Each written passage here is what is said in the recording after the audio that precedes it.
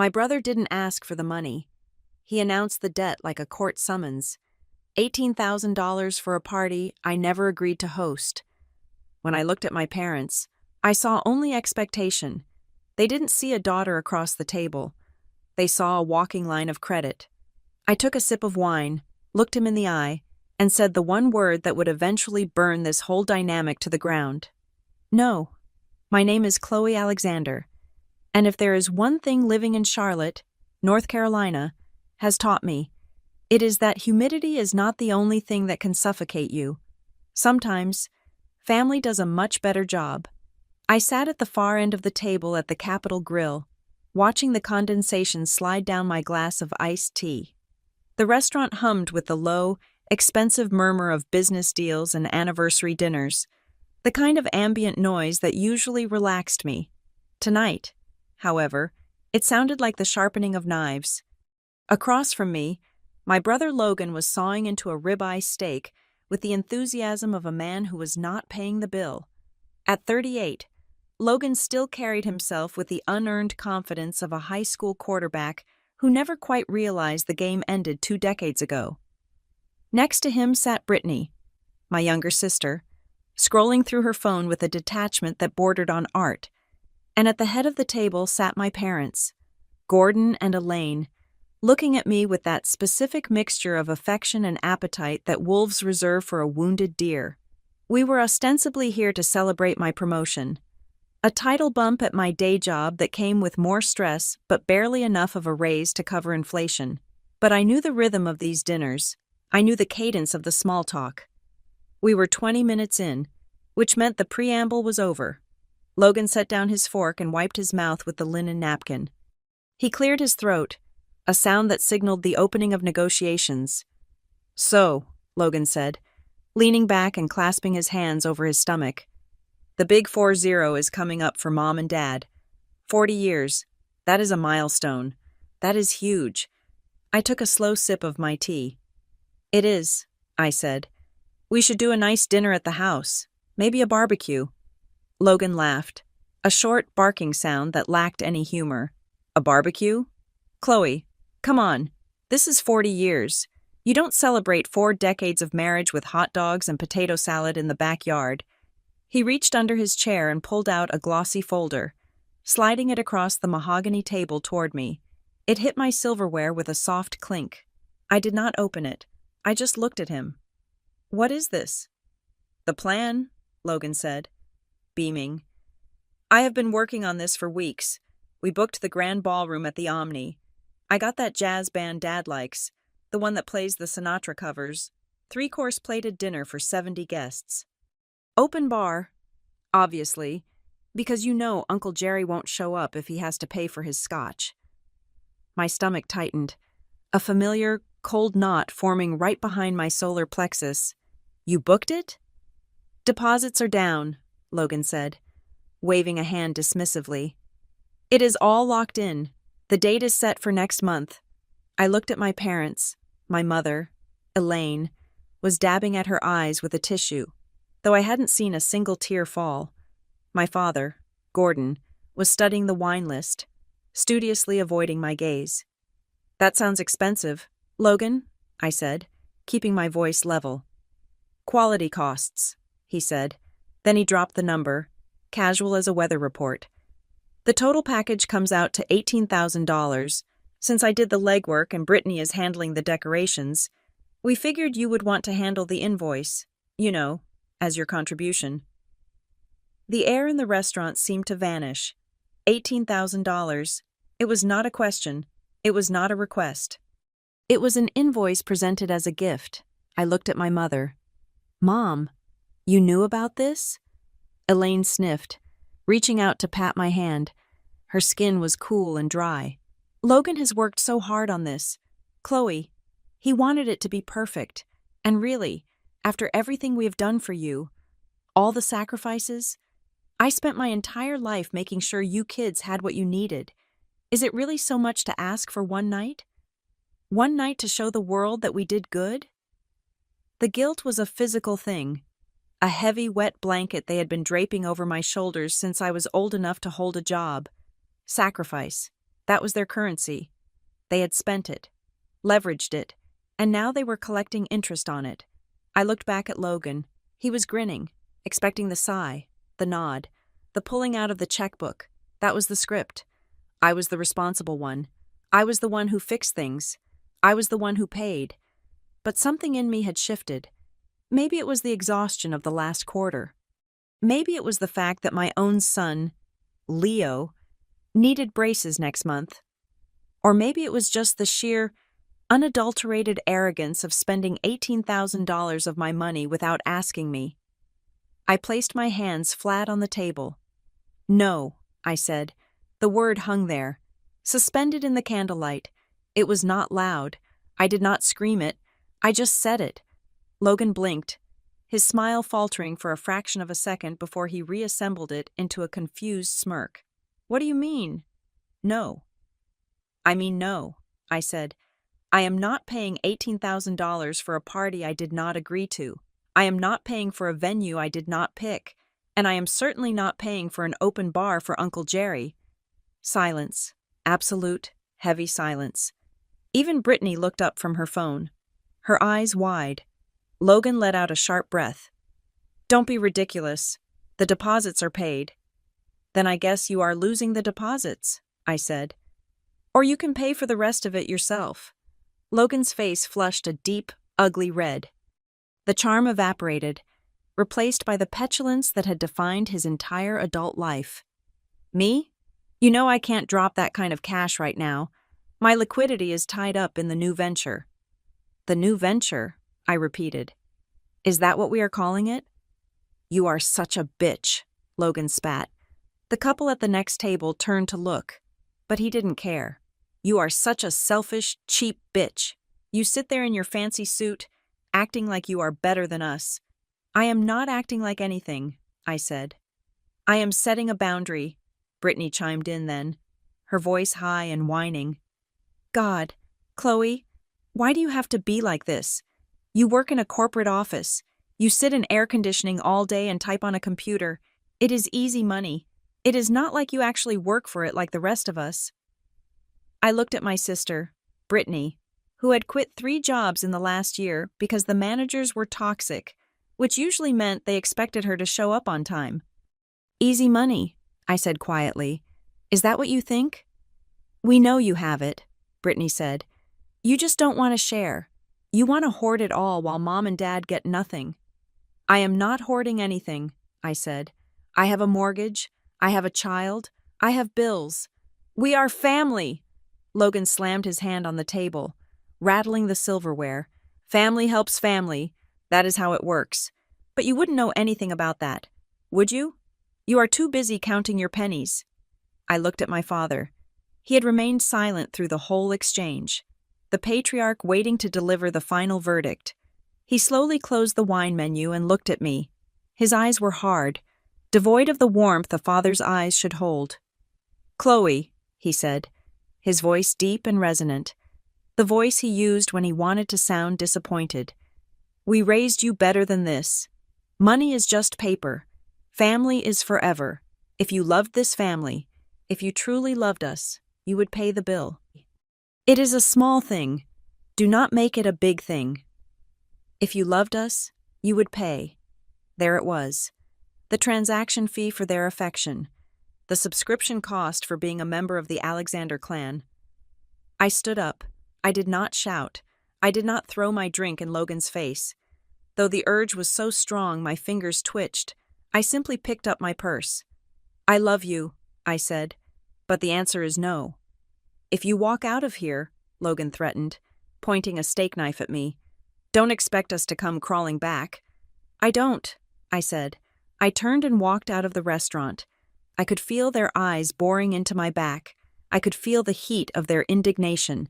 But for the first time in my life, I kept walking. The drive home to the suburbs was a blur of highway lights and frustration. My hands gripped the steering wheel so tight my knuckles turned white. The humidity of the North Carolina night pressed against the windows, heavy and oppressive.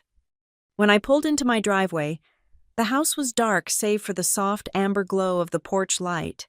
I cut the engine and just sat there for a moment, listening to the ticking of the cooling motor.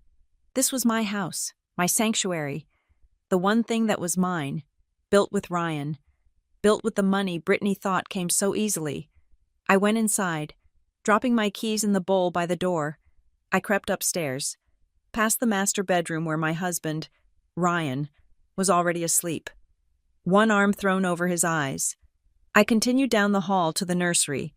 Leo was asleep in his crib, his small chest rising and falling in a peaceful rhythm. He was 3 years old.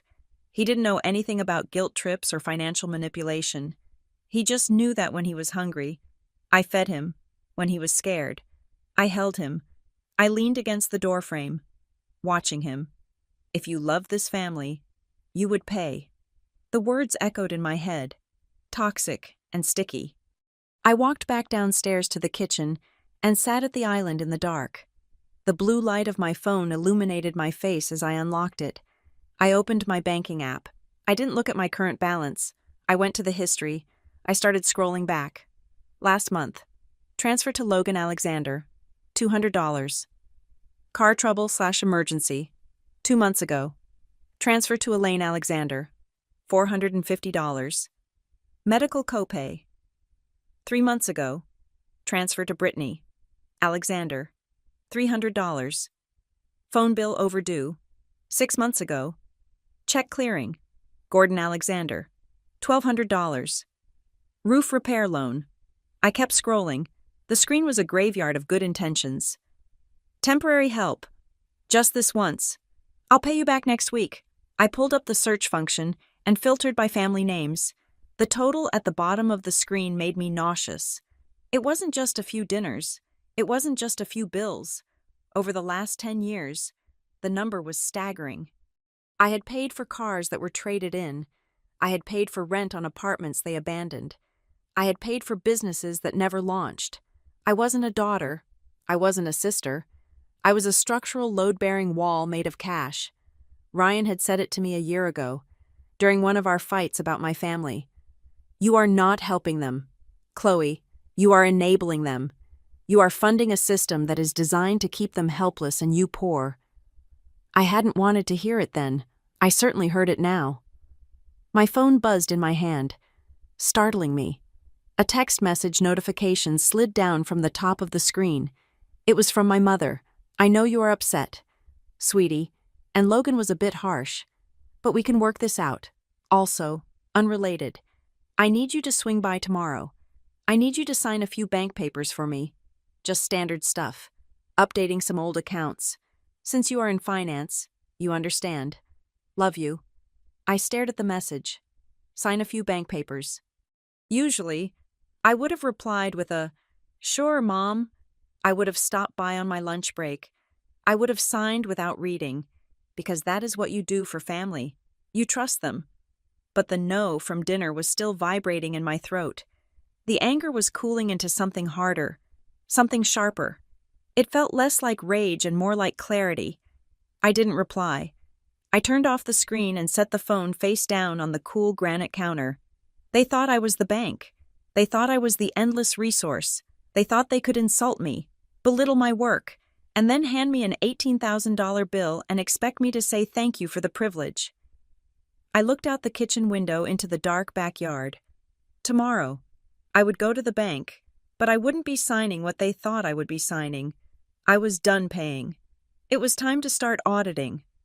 The silence in my kitchen was heavy, but it was nothing compared to the silence of the house I grew up in back in Spokane, Washington. Sitting there in the dark, staring at the granite countertop, I felt myself being pulled back across the country and back through time to a drafty craftsman bungalow on the South Hill, where the roles of my life were cast in concrete long before I ever earned my first paycheck. In the Alexander household, we were not just children, we were archetypes. Logan was the golden child, the firstborn son who carried the weight of my father's unfulfilled athletic dreams. Brittany came later, the baby, the princess, delicate and decorative, someone to be protected from the harsh edges of the world. And then there was me, the middle child, the invisible fulcrum. I was the self-reliant one. I closed my eyes and I could almost smell the pine trees and wet asphalt of a Washington autumn. I remembered being 16 years old. While Logan was out wrecking the transmission on the Ford Explorer, my parents had bought him for his birthday. I was walking 6 blocks in the rain to my shift at a local diner. I worked 20 hours a week during the school year and 40 during the summer. I didn't work because I wanted the newest clothes or the coolest gadgets. I worked because if I wanted lunch money, or field trip fees, or even new sneakers for gym class, the answer from my father was always the same. We are a little tight this month. Chloe, you are smart. You can figure it out. So I figured it out. I became an expert at figuring it out. I bought my first car, a rusted Honda Civic with 200,000 miles on it, with a stack of crumpled 5s and 10s I had saved in a shoebox under my bed. When I brought it home, beaming with pride, my mother didn't congratulate me on my work ethic. She just nodded and said it was good that I didn't need to ask them for a ride to school anymore, because it freed them up to drive Brittany to her dance recitals. Meanwhile, Logan's failures were treated as tragedies that required community intervention. When he flunked out of his first semester at a private university, tuition fully paid for by a second mortgage on the house, my parents didn't tell him to get a job. They hired him a life coach. They blamed the professors. They blamed the dormitory environment. He just needs a fresh start, my mother had said, writing a check for a deposit on an apartment for him because the dorms were too distracting. I went to community college. I filled out the FAFSA forms myself at the kitchen table while my parents watched television in the next room. I worked full-time at a call center while taking night classes. I paid every cent of my tuition, every textbook fee, every parking permit. When I transferred to the state university to finish my degree, I took out loans in my own name. I carried that debt for 10 years, paying it off quietly, month by month, without ever asking for a dime. The narrative was always the same. Chloe is the stable one, they would tell the neighbors. Chloe has a good head on her shoulders. We never have to worry about Chloe. It sounded like praise. For decades, I drank it up like it was praise. But sitting here tonight, looking at the shadow of the refrigerator on the floor, I finally recognized it for what it was. It was not a compliment. It was a strategy. By convincing me that I was the strong one, they absolved themselves of the responsibility of taking care of me, and worse, they positioned me as the safety net for the other two. The pattern followed us into adulthood like a genetic defect. Brittany would get a job, work for 3 months, and then quit because the manager looked at her wrong or the hours interfered with her social life. Then the phone would ring. "Mom is worried sick about Brittany," my father would say. "She is short on rent, just a few $100s. We would help, but things are tight right now. You know how it is. Since you have that corporate job, maybe you could help your sister out? She just needs a leg up." And I would do it. I would send the money, not because I wanted to, but because the alternative was being the villain. If I said no, I wasn't just refusing money. I was refusing to be the person they told me I was. I was breaking the character of the good daughter. I remembered the roof incident 5 years ago. My parents' house in Greenville needed a new roof. It was an emergency. Water leaking into the master bedroom. They didn't have the savings. Logan was between ventures again, a phrase that usually meant he was sitting on his couch playing video games while his latest business idea imploded. Brittany was backpacking through Europe on a credit card she had no way of paying off, so they called me. "It is $5,000 for the materials," my father had said, his voice heavy with performative reluctance. "I hate to ask, Chloe, really do, but the contractor needs the check today." I had just received my year-end bonus. It was money Ryan and I had earmarked for a vacation, our first real trip in years. But I heard the desperation in my father's voice, or what I thought was desperation. "I will wire it," I had said. "You are a lifesaver," he told me. "We will pay you back as soon as the tax refund comes in." The tax refund came and went. When I gently brought it up months later, my mother looked at me with wounded eyes. "Oh, Chloe, you know we had to help Logan with his legal fees for that traffic thing. You are doing so well. Do you really need it back right now? It feels like you are punishing us for being poor." That was the weapon. the weaponization of my success against their calculated mediocrity, because I worked hard, because I saved, because I made good choices. I was penalized. My stability was the resource they mined to fill the holes they dug for themselves. Ryan saw it long before I did. I remember a fight we had 2 years ago, right in this kitchen. I had just paid off a critical credit card debt for Brittany because she was crying about her credit score being ruined, which would prevent her from leasing a new BMW. Ryan had slammed his hand on the counter. "You are not the central bank of the Alexander family, Chloe. This isn't love. This is a hostage situation." "At least they are family," I had argued, repeating the mantra that had been drilled into me since birth. "You don't turn your back on family. They turn their backs on you every single day." Ryan had shot back. "They only turn around when they hear the sound of your wallet opening." I had been so angry with him then. I felt like he didn't understand the complexity of our history. He didn't understand the Spokane winters, the feeling of us against the world. But he was right. He was always right. I thought about the emergency calls, the medical bills that turned out to be elective procedures, the car repairs that were actually down payments on upgrades, the investment opportunities for Logan that were just schemes to pay off gambling debts or bad loans. I had spent my entire adult life trying to buy my way into their approval. I thought if I wrote enough checks, if I saved the day enough times, eventually they would look at me and see me, not just the ATM. I thought eventually Logan would say, "Thank you, Chloe. I will take it from here." I thought Brittany would say, "I appreciate you, big sister." But the appetite of a parasite is infinite. It does not know gratitude. It only knows hunger. The realization hit me with the force of a physical blow. The trap wasn't the money, the $360,000 I had bled over the years. That was just the symptom. The trap was the guilt. They had installed a button in my psyche when I was a toddler.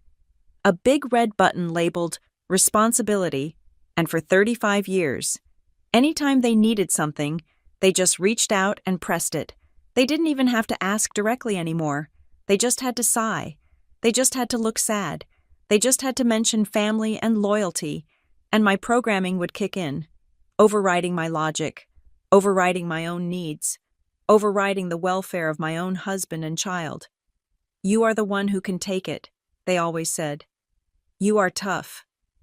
I looked down at my hands. They were trembling slightly. I was tough. They were right about that. But they had miscalculated one thing. You make someone tough by forcing them to survive on their own. You make someone sharp by forcing them to navigate the world without a safety net. You make someone dangerous when you teach them that no one is coming to save them. They had spent decades sharpening me on the whetstone of their neglect, assuming I would only ever be a tool for their use. They never stopped to think that one day, the blade would turn. I stood up from the stool. The kitchen was still dark, but my mind was blazing with a cold, hard light. I wasn't just going to close the bank. I was going to tear down the building. I picked up my phone again. The notification from my mother was still there on the lock screen. Sign a few bank papers. The audacity of it. After the dinner, after the $18,000 demand, after calling me cheap. To assume I would just trot down to the bank and sign whatever they put in front of me because I was Chloe, the good daughter, the fixer.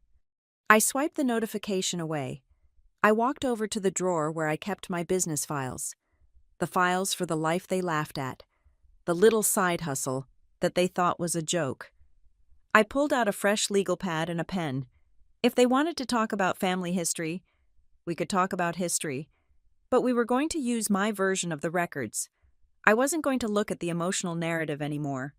I was going to look at the ledger, because in business, when an entity becomes a liability, you don't keep funding it, you liquidate it. I went back upstairs, past the sleeping forms of the only family that actually treated me with respect. I crawled into bed next to Ryan, who shifted in his sleep and draped an arm over my waist. His warmth was grounding. I stared at the ceiling for a long time. The guilt was still there. A faint, nagging whisper in the back of my mind. The voice of that little girl in Spokane wanting her parents to be proud. But it was getting quieter. It was being drowned out by the sound of calculations. Tomorrow, I would go to the bank. But first, I had to stop being their daughter and start being who I really was, the CEO of my own life. And a good CEO knows when to cut the losses. I closed my eyes, but I didn't sleep. I rehearsed. I planned. And for the first time in 35 years, I felt the heavy mantle of obligation begin to slip off my shoulders, replaced by the lighter, cooler armor of indifference to the outside world, specifically the 9-to-5 world that exists between the hours of 8 in the morning and 5 in the afternoon. I am simply Chloe Alexander, the operations manager at Ironvale Systems Group. It is a respectable title at a respectable mid-sized logistics firm. I wear blazers. I sit in a glass-walled office, and I spend my days optimizing supply chains and de-escalating conflicts between warehouse managers and shipping coordinators. It is the kind of job that looks good on LinkedIn, but sounds incredibly dull at a cocktail party. My family loves this job. They love it because it screams stability. It tells them exactly where I am, how much I likely make, and that I have a steady stream of direct deposits hitting my account every 2 weeks. They see Ironvale as the engine that powers their safety net. But they do not know about the other engine. They do not know about the work that starts when Ryan and Leo go to sleep. They do not know about the laptop I keep locked in a fireproof safe in my home office, or the separate encrypted server I access via a VPN. They do not know about Brooks Process LLC. That is my secret. That is my baby. About 4 years ago, I realized that my talent for organizing chaos at Ironvale was scalable. I realized that small business owners, particularly in the tech and medical billing sectors, were drowning in compliance regulations they did not understand. They were brilliant at their core products, but terrible at documentation. They needed someone to come in, audit their messy workflows, and build airtight, audit-proof standard operating procedures. So I created Brooks Process LLC. The M stands for my middle name, Marie, and Brooks was the name of the street I grew up on, a little private joke about building something valuable from a place I wanted to escape. I started small, a few consulting gigs here and there, but word of mouth is a powerful thing in the B2B world. I didn't advertise. I didn't have a flashy Instagram. I just delivered results. I turned regulatory nightmares into streamlined checklists. I took companies that were bleeding money through inefficiency and plugged the holes. Last year, while Logan was begging me for $18,000 for a party, Brooks Process LLC generated nearly $300,000 in net revenue. $300,000. I looked at that number on my private spreadsheet as the morning sun began to filter through the blinds of my home office. It was more than double my salary at Ironvale. It was enough to pay off our mortgage. It was enough to retire early, but I hadn't touched it. I reinvested it. I saved it, and I kept it in accounts that no one in my family knew existed, or so I thought. I remembered the few times I had tried to hint at my side business to them, mostly out of a desire to share a win with the people who were supposed to care. 2 Christmases ago, I had mentioned to my father that I picked up a consulting client on the side. Consulting, he had chuckled, swirling his scotch. What are you doing? Chloe? Helping people organize their closets? No, I had said, trying to keep the defensiveness out of my voice. I write compliance documentation for businesses. Brittany had looked up from her phone, a piece of turkey hanging off her fork. So you sell, like, Word documents? Like those PDF templates on Etsy? It is a bit more complex than that, I said. Hey, whatever buys the diapers, Logan had sneered. Just don't quit your day job. You need the benefits. Selling typing services isn't going to get you a 401k. Selling typing services? They laughed. They actually laughed. To them, if it wasn't a brick-and-mortar store or a flashy startup with a logo on a billboard, it wasn't a business. They couldn't conceive of the idea that their boring, reliable Chloe was running a high-margin consultancy from her kitchen table. So I stopped talking about it. I let them believe I was just doing some data entry for extra pocket money. It was safer that way. If they knew I had access to nearly $250,000 in liquid cash, the requests for $18,000 parties would have turned into demands for $80,000 investments. But now, sitting in the cold light of day with my finger hovering over my mouse. A different memory surfaced. It was a memory that had seemed innocuous at the time, but now, viewed through the lens of last night's ultimatum, it made my blood run cold. It was about 18 months ago. We were visiting my parents in Greenville. I was out in the backyard playing tag with Leo. I had left my phone on the kitchen counter, unlocked because I was streaming music to the Bluetooth speaker on the patio. I had run inside to grab a bottle of water. I walked in quietly, wearing soft-soled sneakers. My mother was standing at the counter. She wasn't just looking at my phone, she was holding it. Her own phone was in her other hand, hovering over the screen of mine. "Mom?" I had asked, startling her. She jumped, nearly dropping my device. She turned around, a flush rising on her neck, but her smile was instant and practiced. "Oh, you scared me, sweetie," she laughed, placing my phone back down a little too quickly. I was trying to find that photo of Leo you showed me earlier, the one at the pumpkin patch. I wanted to send it to Aunt Sarah. The pumpkin patch photos are in the shared album. Mom, you have access to them on your phone." I know, she waved her hand, flustered. "I am just so bad with technology. I got confused. I had let it go. I believed her because she was my mother. I believed her because the idea that she was photographing my screen was paranoid. But what had been on my screen? I closed my eyes, forcing my brain to reconstruct the moment. I had been checking my email before I went outside. I had been reviewing a confirmation from the Secretary of State regarding the renewal of my LLC status. It had my employer identification number on it. It had the official business address. It had my digital signature. I opened my eyes and pulled up my personal email, the one I used for the family, not the encrypted business one. I went to the spam folder. Usually, I just clicked empty trash without looking. Today, I scrolled, buried under offers for cheap pharmaceuticals and miracle weight loss pills. I saw them. Subject: action required. Verify your contact information for Pinecrest Bank. Subject: paperless statement. Enrollment confirmation. Subject: thank you for opening your new Business Advantage account. They were dated months ago. I had glossed over them. Assuming they were phishing scams, I got dozens of fake bank emails a week. Everyone does. I was a professional. I knew better than to click on unsolicited links, but I clicked one now. I hovered over the sender's address. It wasn't a string of random characters from a server in Russia. It was a legitimate domain from a regional bank that operated heavily in South Carolina.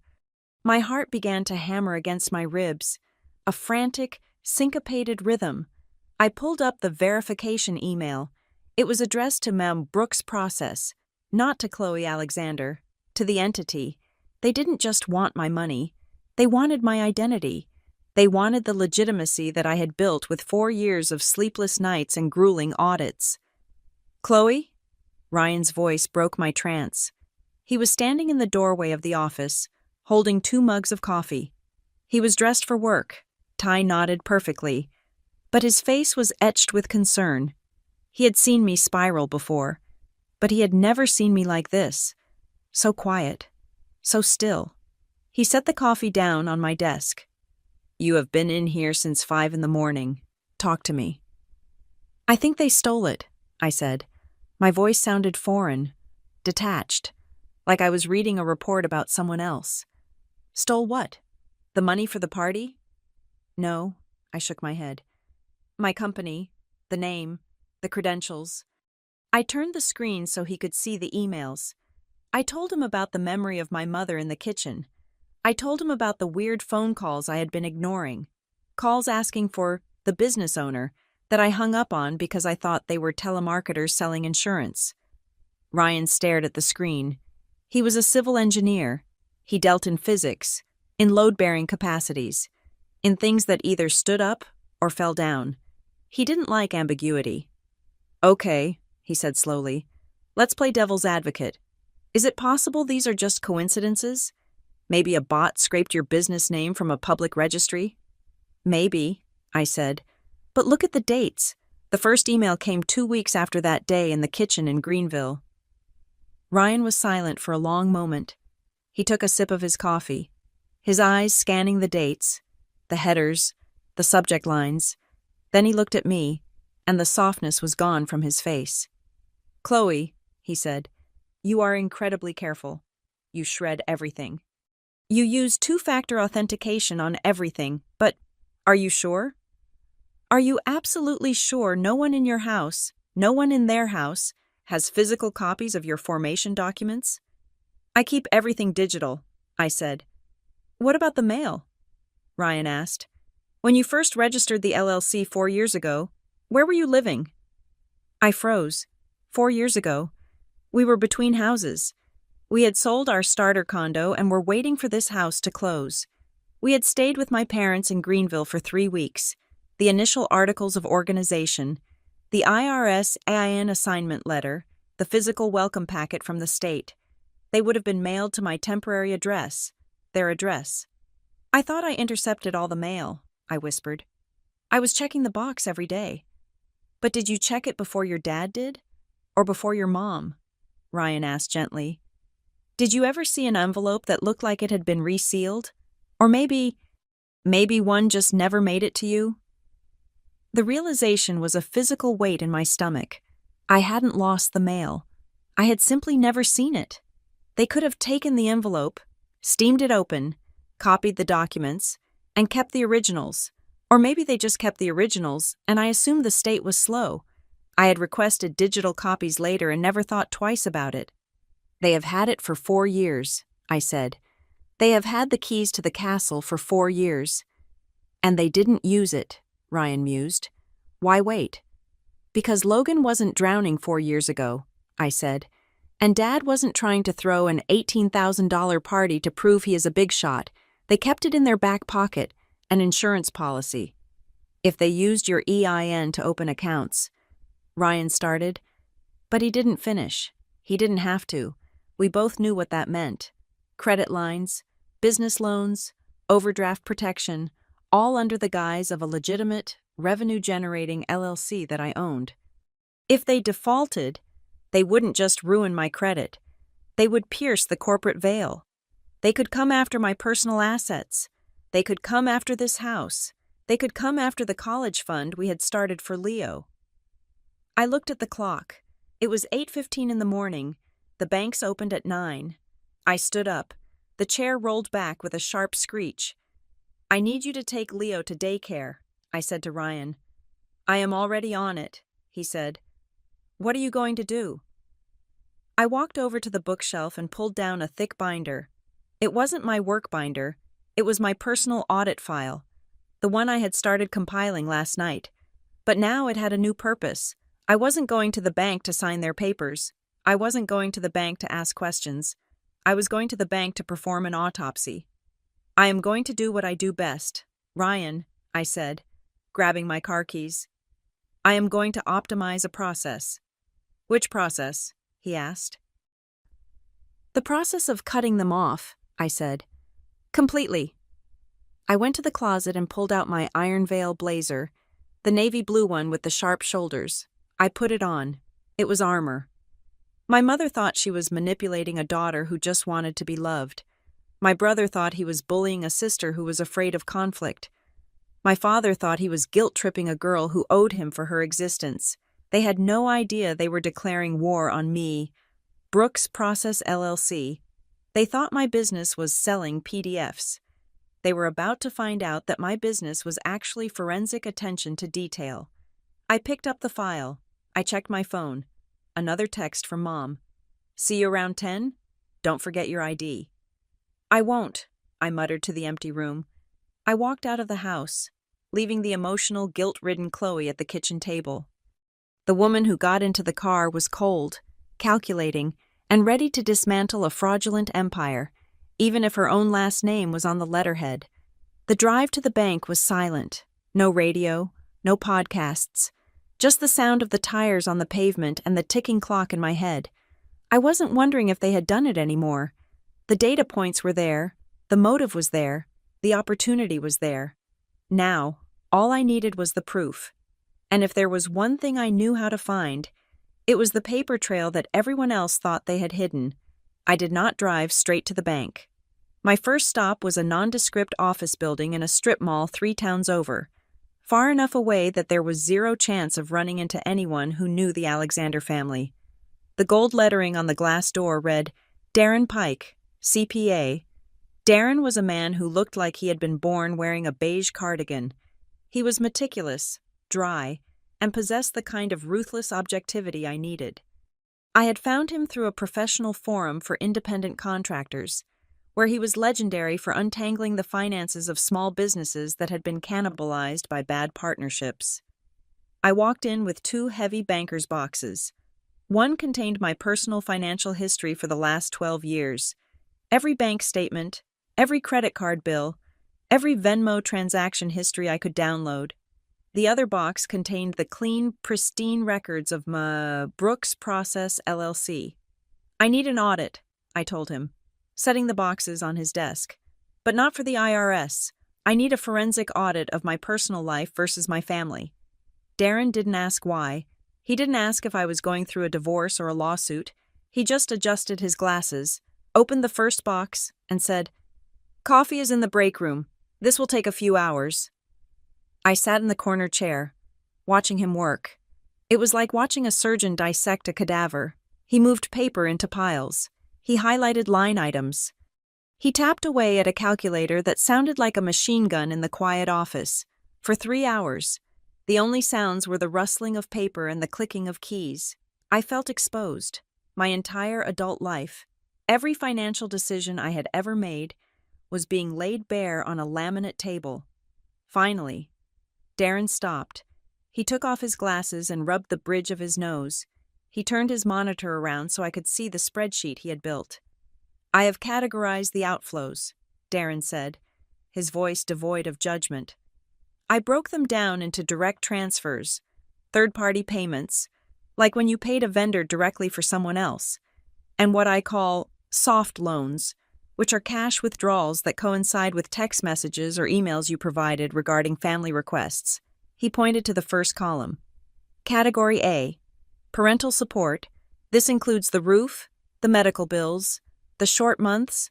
Category B, Logan Alexander. This includes legal fees, vehicle down payments, and bailouts. Category C, Brittany Alexander, mostly rent assistance and credit card payoffs. "And the total?" I asked. My throat felt dry. Darren highlighted the cell at the bottom right. "Over the last 12 years, the total outflow from your personal accounts to these 3 individuals is $362,415. The room spun. $362,000. I had known it was a lot. I had estimated maybe 100,000, perhaps a bit more. But over 300,000? That was a house. That was a fully funded retirement account.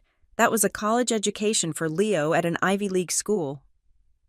"I am not including inflation or the opportunity cost of lost investment interest," Darren added. "If you had invested this money in a standard SP 500 index fund over the same period, you would be looking at a portfolio worth nearly $500,000. $500,000. I stared at the number. I didn't feel sad anymore. I felt ill. I had been setting myself on fire to keep them warm, and I hadn't even realized how much of me had burned away. "But that is not the most interesting part," Darren said, pulling a specific stack of bank statements toward him. "While I was reconciling the few repayments, the very few times they actually sent money back to you, I noticed a pattern in the memo lines." He slid a paper across the desk. It was a statement from 3 years ago, a transfer from my father, Gordon Alexander, to my personal checking account for $150. "Look at the note," Darren said. I squinted at the grainy print. "Repayment, LLC. "I see it," I said. "He probably just wrote that because he knows I have the company." "Maybe," Darren said. He slid another paper. This one was from my mother. A check for $75, dated 6 months ago. The memo line read, "LLC fee." "And this one," Darren said, producing a third document. It was a transfer from Logan. $50. The note was just, "M. Brooks. Why would they reference your business entity on personal repayments for small amounts of cash? Darren asked. Unless they are accustomed to writing that name on checks, or unless they view your personal finances and your business finances as the same pot. They don't know the business finances, I said quickly. They think I sell templates. They don't know about the business accounts. Darren leaned forward, clasping his hands. Chloe, in my experience, when people start mentally labeling transactions with a business name, it is because they are interacting with that business name regularly. I have seen this in embezzlement cases. The perpetrator gets sloppy. They start mixing up the accounts in their head. He paused, letting the implication hang in the air. I want you to answer a question honestly, Darren said. Is there any possibility at all, that a bank account exists under the name M. Brooks Process LLC that you did not open? I have my EIN, I said. I have my articles of organization. They are digital. But did you ever have physical copies? 4 years ago, I said, repeating the realization I had with Ryan earlier. At their house, Darren nodded grimly. Here is my theory. They didn't just steal your mail. They used your documentation to open a shadow account, a secondary business account. They probably listed themselves as authorized signers or officers. If they did that, they could be running their own debt through it, or using it to launder money from one loan to pay another, using your business's creditworthiness as the shield. That is fraud, I said. That is a felony. It is survival for people who are bad with money, Darren corrected, and it is a nightmare for you. If that account goes into default, or if the IRS audits it, they come for you. You are Brooks Process LLC. I stood up, pacing the small office. The betrayal was so absolute it was almost impressive. It wasn't just greed. It was identity theft committed by the people who had taught me to write my name. What do I do? I asked. You need to confirm the existence of the account without tipping them off, Darren said. If you confront them now, they will shred documents, hide cash, or claim it was a misunderstanding. You need hard evidence from the bank. I took out my phone. I will call my bank right now. I use First Horizon for my legitimate business account. Do it on speaker, Darren said. I dialed the customer service line for business accounts. I navigated the automated hell of menus until I finally got a human being on the line. Thank you for calling First Horizon. This is Sarah. How can I help you? Hi, Sarah, I said, keeping my voice steady. This is Chloe Alexander. I am the owner of M. Brooks Process LLC. I am doing some end-of-year accounting, and I need a list of all active accounts associated with my employer identification number. Certainly, Ms. Alexander. Let me verify your security questions. I answered them. Mother's maiden name, ironic. First pet, high school mascot. Thank you, Sarah said. One moment while I pull up the profile. The hold music played. A tinny, upbeat jazz that made my teeth ache. Darren watched the phone like a hawk. Okay, Ms. Alexander. Sarah came back. Her voice had changed. The cheerfulness was gone, replaced by a guarded, professional neutrality. I see your primary operating account ending in 442. Yes, I said. Are there any others? There was a long pause. I could hear typing in the background. Ms. Alexander, Sarah said. Due to security protocols regarding multiple signatories and cross-branch originations, I cannot discuss the full profile over the phone. I see some discrepancies in the authorized user list that require in-person verification. Discrepancies? I pushed. What kind of discrepancies? Do I have another account or not? I cannot confirm specific details over the phone when there are conflicting indicators on the file, she recited, clearly reading from a script designed to handle fraud or complex disputes. You will need to visit a branch and speak with a relationship manager. You will need to bring 2 forms of government ID and your articles of incorporation. Can I go to any branch? I asked. Ideally, you should go to the branch where the secondary relationship was originated, she said. That would be the Greenville branch on Main Street. Greenville. My parents lived in Greenville. I looked at Darren. He nodded slowly. "Thank you, Sarah," I said. "I will be there." I hung up. "There it is," Darren said softly. Secondary relationship. Conflicting indicators. That is banker code for, "There is a mess here and we are not getting sued over a phone call." "They opened an account in Greenville," I said. "They are banking under my name." "You need to go there," Darren said. "But do not storm in screaming. You walk in there as the owner. You demand the signature cards. You demand the know your customer files. You get the names of everyone who has signed a check or made a withdrawal." "I'm going tomorrow," I said. "Good," Darren said. "And Chloe, once you have that proof, you have to be ready to pull the trigger. You can't just close the account. You might have to file a police report to clear your name with the IRS. Are you ready to do that to your parents?" I looked at the spreadsheet again. $362,000. I thought about the $18,000 party. I thought about Logan calling me a bitch. I thought about Brittany calling my work easy money. "I am not doing it to them," I said, gathering my boxes. "I am doing it for Brooks Process LLC. It is just business." I left Darren's office and got back into my car. The afternoon sun was blinding. I felt strangely hollowed out, like a pumpkin carved for Halloween. My phone buzzed on the passenger seat. I picked it up. It was a text from my mother. "Hi, sweetie. Just checking you are still coming tomorrow. I really need those papers signed. It is just formalities. Won't take 5 minutes. Maybe we can grab lunch after? Dad misses you." I stared at the words. Just formalities. She was right. It was just a formality.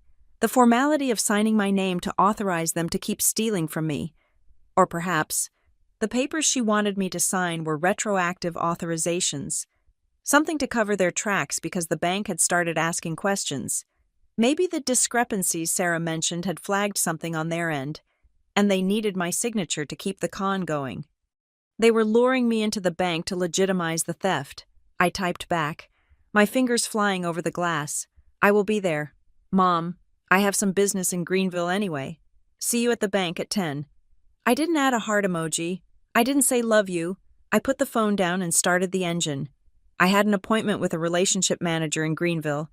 I had a binder full of evidence. And I had the absolute, freezing certainty that the family dinner I had walked out on was the last meal I would ever share with them as a victim.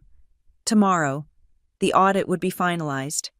The First Horizon branch in Greenville was one of those old-money Southern banks, high ceilings, polished marble floors, and the kind of hush that makes you feel like you should whisper even if you are just asking for a pen. It was 10 in the morning on a Tuesday, and the lobby was moderately busy with retirees depositing checks and local business owners getting change for their registers. I walked in wearing my navy blazer, clutching my audit binder against my chest like a shield. My heart wasn't racing anymore. It had settled into a slow, heavy thud that reverberated in my ears. My mother, Elaine, was already there. She was sitting on one of the plush velvet benches near the entrance, looking for all the world like the quintessential doting grandmother.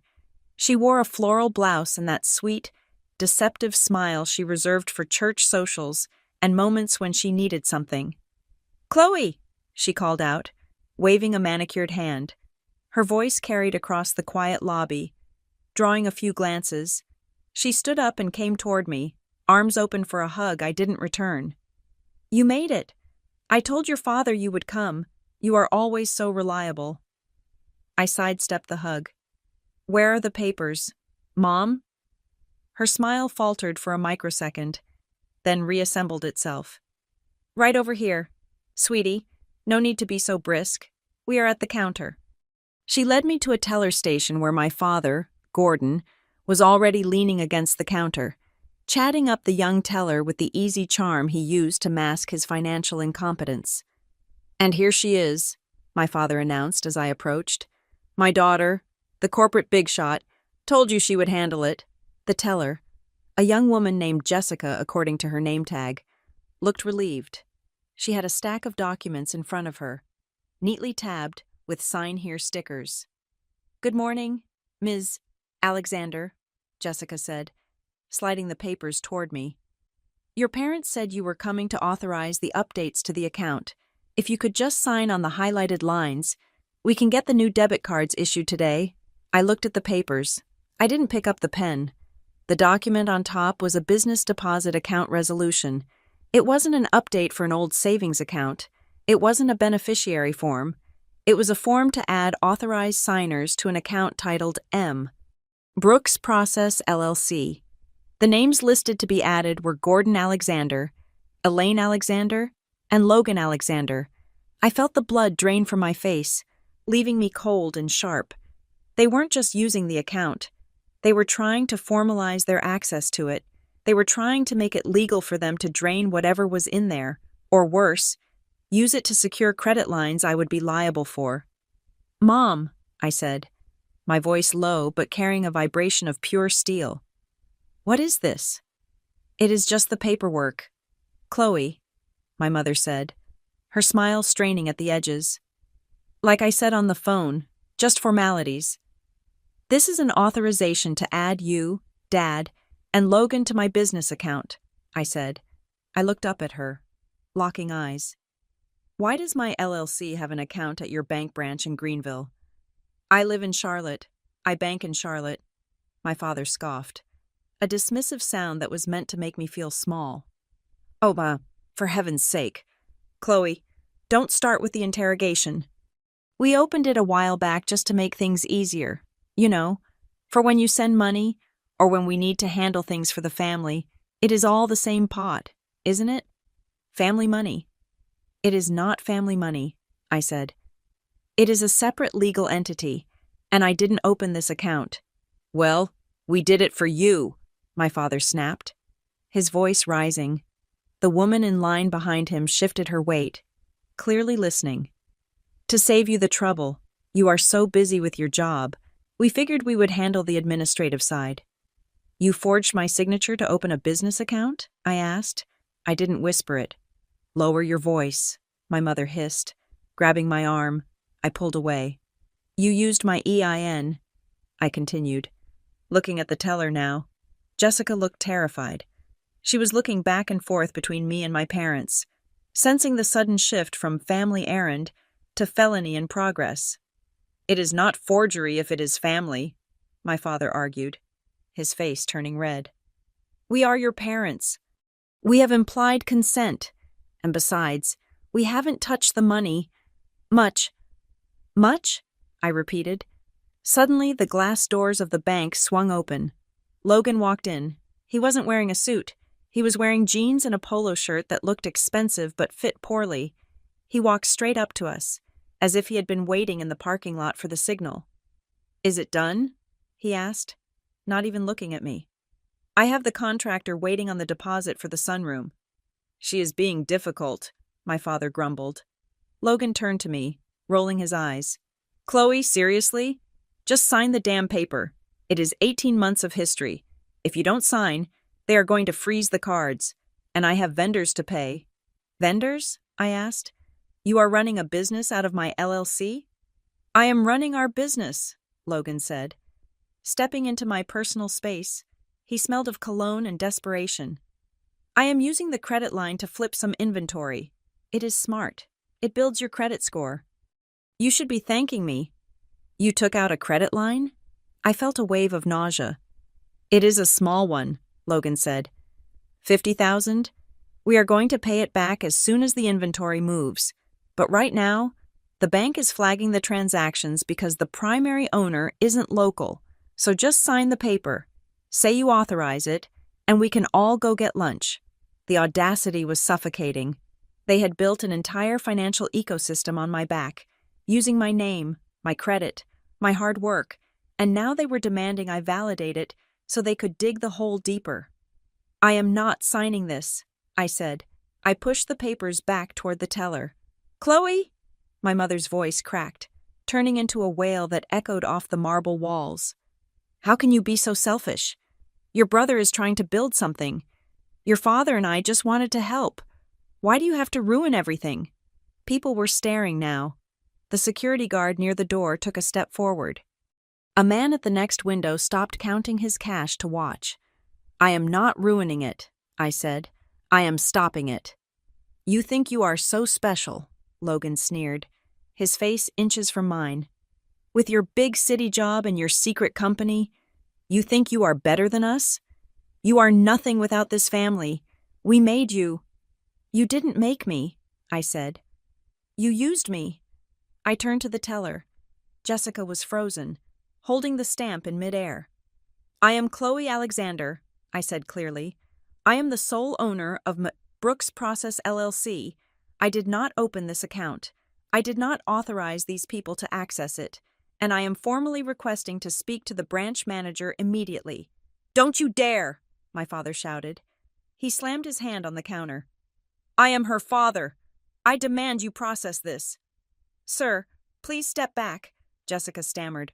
Call the manager, I repeated. My mother grabbed my arm again, her nails digging into my blazer. Chloe, please, don't do this. If you call the manager, they will look into the history.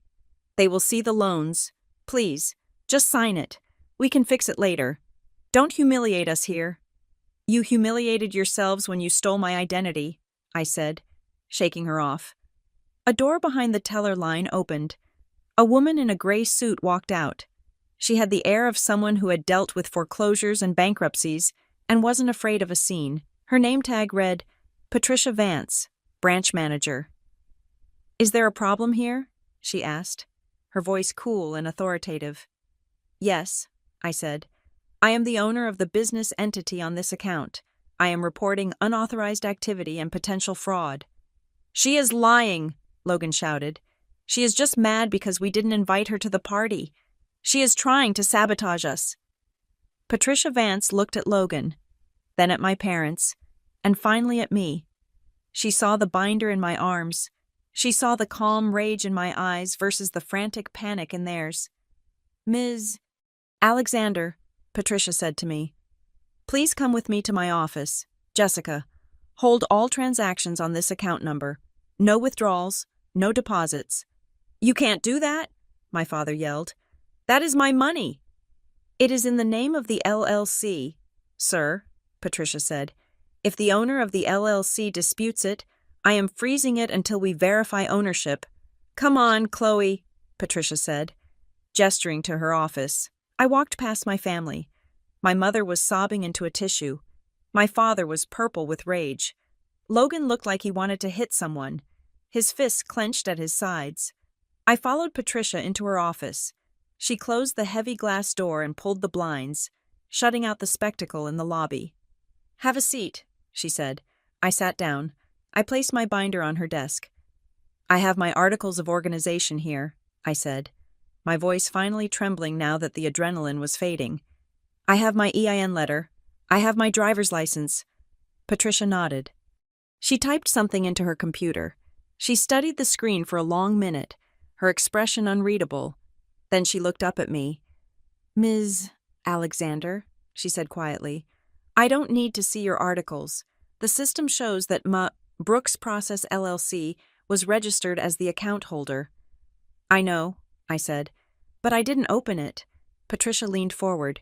I can see the opening documents scanned in the system. They were submitted 18 months ago. Who signed them? I asked. The signature reads, Chloe Alexander, Patricia said. But the witnessing officer was a teller who no longer works here, and the ID on file. She turned the monitor slightly. It was a photocopy of my driver's license, but it was my old license, the one that had expired 2 years ago, the one I had left in a junk drawer at my parents' house when I got my new one with my Charlotte address. They used an expired ID, I whispered. And they likely knew the teller, Patricia added softly. Small towns, but that is an internal matter for us to deal with. She looked me in the eye. Ms. Alexander, you need to know the extent of this. It isn't just a checking account. There is a business overdraft line of credit attached to this. $50,000. It is currently maxed out, and there is a pending application for a small business administration loan for $150,000. I felt the room tilt. $150,000. If that loan went through, and they defaulted. Cancel it, I said. Cancel everything. I can freeze it, Patricia said. But because the signatures match, or appear to match, and because the ID was accepted at the time, this is going to be a fraud investigation. If we proceed, we have to file a suspicious activity report with the federal government. It will trigger a criminal inquiry. She paused, giving me the weight of the moment. Are you prepared to do that? These are your parents. I looked at the blinds. I could see the silhouette of my mother still standing there, waiting for me to fix it, waiting for me to take the fall. I thought about the repayment notes. I thought about the text messages. I thought about the sheer entitlement of Logan demanding I sign so he could pay his vendors. They aren't my parents right now, I said. They are identity thieves. I looked back at Patricia. File the report, I said. I want the history. I want the IP addresses. I want every single piece of paper associated with this account. Patricia nodded. She typed a command and hit enter. The account is frozen, she said. I am printing the files now. Outside in the lobby, I heard a muffled shout. My father had just realized his debit card didn't work at the ATM. The war had officially begun. The sound of the laser printer in Patricia Vance's office was rhythmic and steady, a sharp contrast to the chaotic noise of my own pulse. I sat in the leather chair, watching the pages slide into the tray. 1 sheet, 2 sheets, 10, 50. It was a dossier of betrayal. Warm to the touch. Patricia stapled the stack and slid it across the mahogany desk toward me. Here is everything, Ms. Alexander, she said, her voice dropping to a professional, somber register. The account opening documents, the signature card, the photocopy of the ID, and the transaction history for the last 18 months. I have also included the application for the SBA loan that was pending approval. I reached out and opened the folder. The first page was the Articles of Organization, a duplicate of the one I kept in my fireproof safe, but the second page, the signature card, was where the air left the room. There was my name, Chloe Marie Alexander. The signature was a good attempt. It had the same slant as mine, the same sharp loop on the A. To a stranger, it would look authentic, but I knew the muscle memory of my own hand. I knew that when I signed my middle name, I never connected the M to the A. This signature was fluid, continuous. It was a trace. Someone had taken a check I had written years ago, placed it under a fresh sheet of paper, and carefully drawn my name. It is a forgery, I said, my finger hovering over the ink. And here's the ID, Patricia said, pointing to the grainy black and white photocopy. It was my old South Carolina license, the one I thought I had lost during the move to Charlotte. I stared at the photo of my younger self, a version of me that still believed my parents had my best interests at heart. I flipped to the transaction history. It was a nightmare of financial churning. Deposits of $4,000, withdrawals of $3,900, transfers to L. Alexander, payments to Upstate Gaming, payments to Cash Advance Direct. It wasn't just a spending account, it was a laundering machine. Ms. Alexander, Patricia said, I have placed a total freeze on the funds. No one can touch this account without your physical presence and a new biometric verification. However, because there is an outstanding overdraft balance of nearly $50,000, the bank will eventually seek repayment, if this is fraud, as you say. Our fraud department will take over. But that investigation, it gets ugly. I understand, I said. I closed the folder. Thank you, Patricia. Do you want me to call security to escort you to your car? She asked. No, I said, standing up. I need to walk out there alone. I took the folder, the tangible weight of their crimes, and opened the office door. The lobby was quieter now, but the tension was thick enough to choke on. My parents and Logan were still there, huddled near the coffee station. When the door clicked shut behind me, 3 heads snapped up in unison. My mother's face was a mask of anxious hope. My father looked indignant, like a king kept waiting by a servant. Logan just looked angry. I walked toward them. stopping 5 feet away. I held the folder against my chest. "Well?" my father barked. "Did you sign it? Are the cards turned back on?"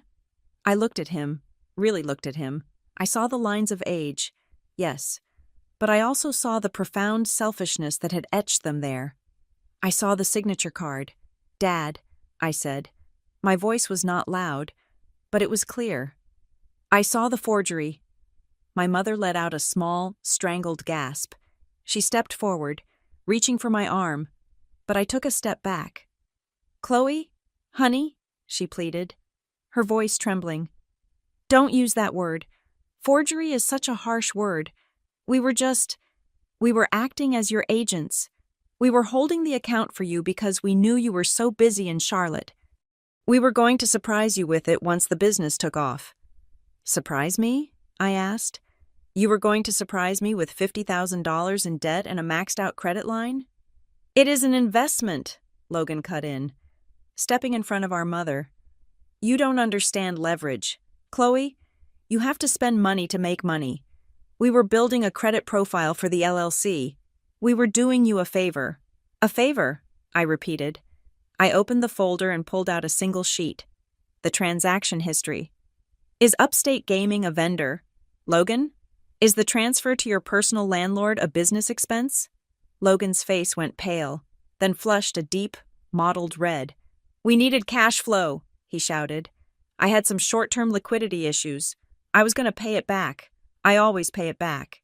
"You never pay it back," I said. "You just move it around. You took a loan out in my company's name to pay off your gambling debts, didn't you?" "I don't have gambling debts." Logan lied, but his eyes darted to the side.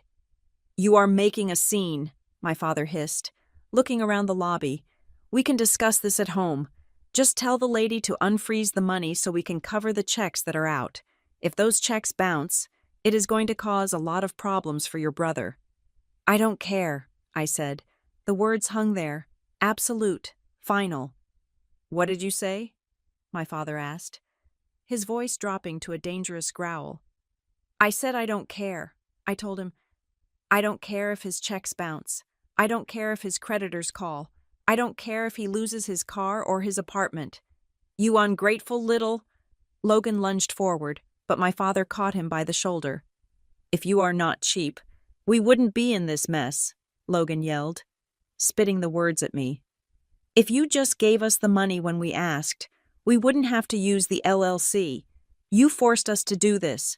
Chloe, you hoard everything, and you leave us with nothing. What were we supposed to do? Starve?" There it was. The confession. They didn't do it because they were trying to help me. They didn't do it because it was a misunderstanding. They did it because they felt entitled to my resources, and when I didn't give them freely, they felt justified in taking them by force. You forced us. The anthem of every abuser in history. I looked at the folder in my hand. I finally understood the mechanics of it. It wasn't just about spending money. Logan had bad credit. He probably had judgments against him. He couldn't open a bank account or get a loan in his own name without his creditors seizing the funds. So they used Brooks Process LLC as a clean skin. They used my perfect credit rating, my clean reputation, as a shield to hide their dirty money. They were cycling loans, paying off one debt with another, all under the umbrella of my name. If this collapsed, and it was definitely going to collapse, the creditors wouldn't come for Logan. They would come for me. They would come for my house. They would come for everything I had built. "I am leaving," I said. "You can't leave," my mother cried. "Chloe, please, if you walk out that door with that folder, you are destroying this family." "The family is already destroyed." "Mom," I said, "you guys destroyed it the minute you picked up a pen and signed my name." I turned around. "Chloe," my father roared, "I forbid you to walk away from me." I kept walking.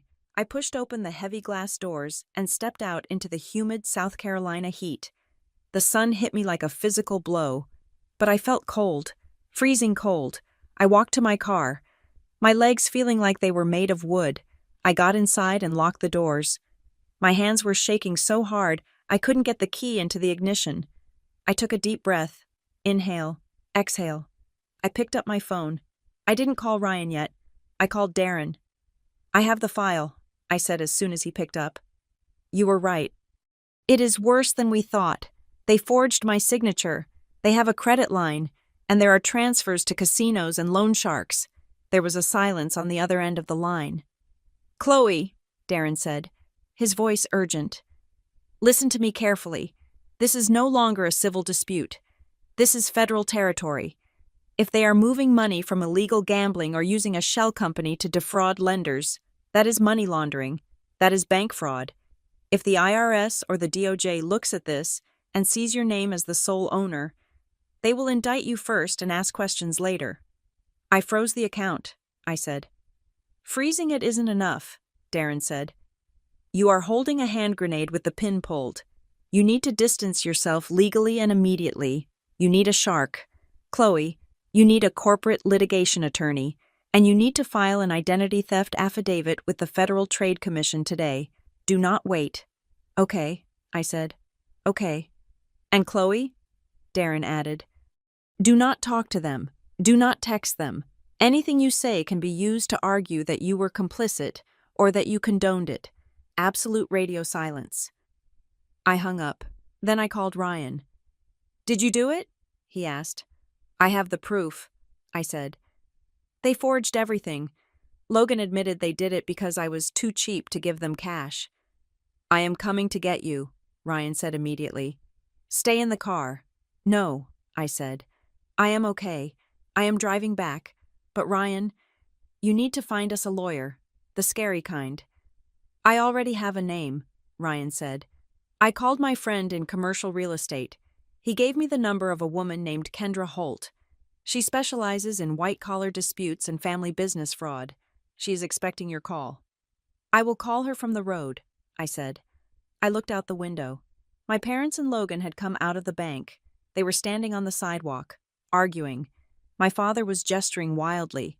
My mother was weeping. Logan was pacing back and forth, staring at my car. For the first time in 35 years, I didn't feel the urge to go comfort them. I didn't feel the pull to fix it. I looked at them and I didn't see my parents. I saw 3 strangers who had been living in my house, eating my food, and plotting to rob me. I saw thieves. The realization was liberating.